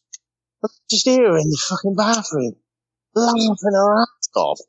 She then set me off fucking laughing. I'll tell you what, fucking shit myself. Just a silhouette of someone sat there. That's fucking scary as fuck. I don't know what went on there. Anyway, I'm nearly home. Love you all. Goodbye. Thank you, Uncle Scumdeath. My favorite part of Scumdeath's Corner is that he always records these seconds after the thing has happened. Yes. It's never like the next day. So you could hear it in his voice. He's still freaked out. The adrenaline is still pumping. You can feel it. It's cool. Oh my God. Oh, thank you. Amazing. Thank you, Uncle Scumdeath. We love you, brother. Hey, Absolutely. Got some goodies coming your way, by the way. Just want to let you know. Hey, everyone, continue to be safe out there. And more importantly, hey, take care of one another. Best your opponents and survive. Victory is a matter of will. Thank you all so very much for listening. And later, Guardian. Get toddled. Get toddled, motherfucker. Perfect.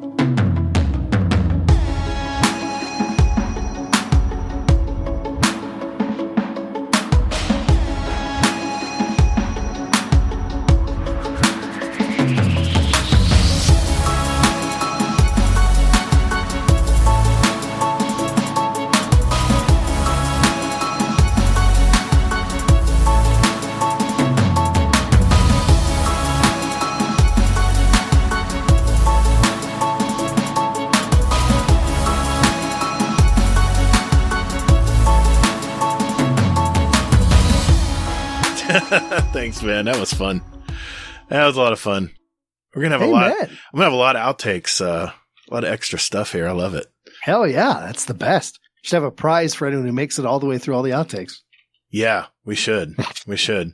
Yeah, I'll put them in the Patreon site and do it that way too. But yeah, it's fun as hell. Mm-hmm. I try to create a little pot of extra stuff that Anyway, but. Yeah, man. You always make it fun. Oh, yeah. You always make it fun, man. I always have a little bit of a smile on my face when I know, we're going to be recording later. So thanks, man. That was a lot of fun. You guys are the best. Seriously.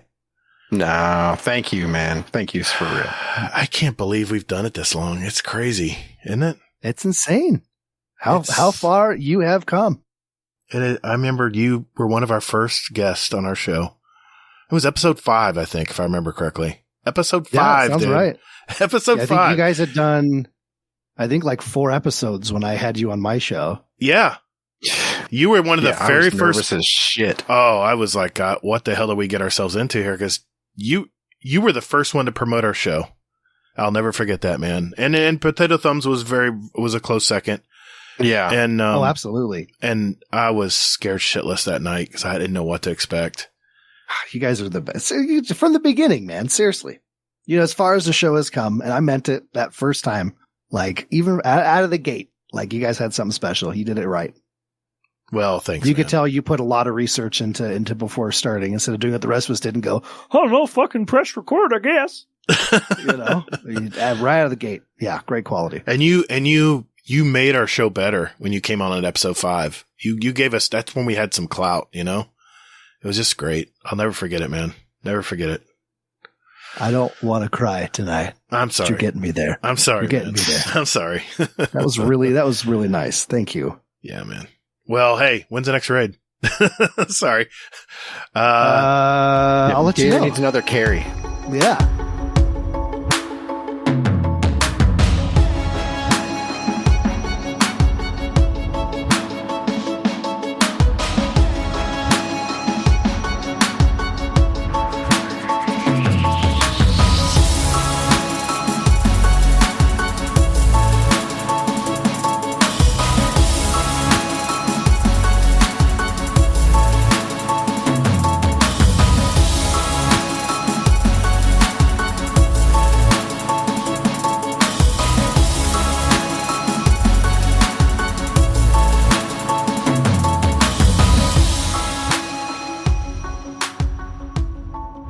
And then how many licks? It's a mystery. You gotta lick till you find out.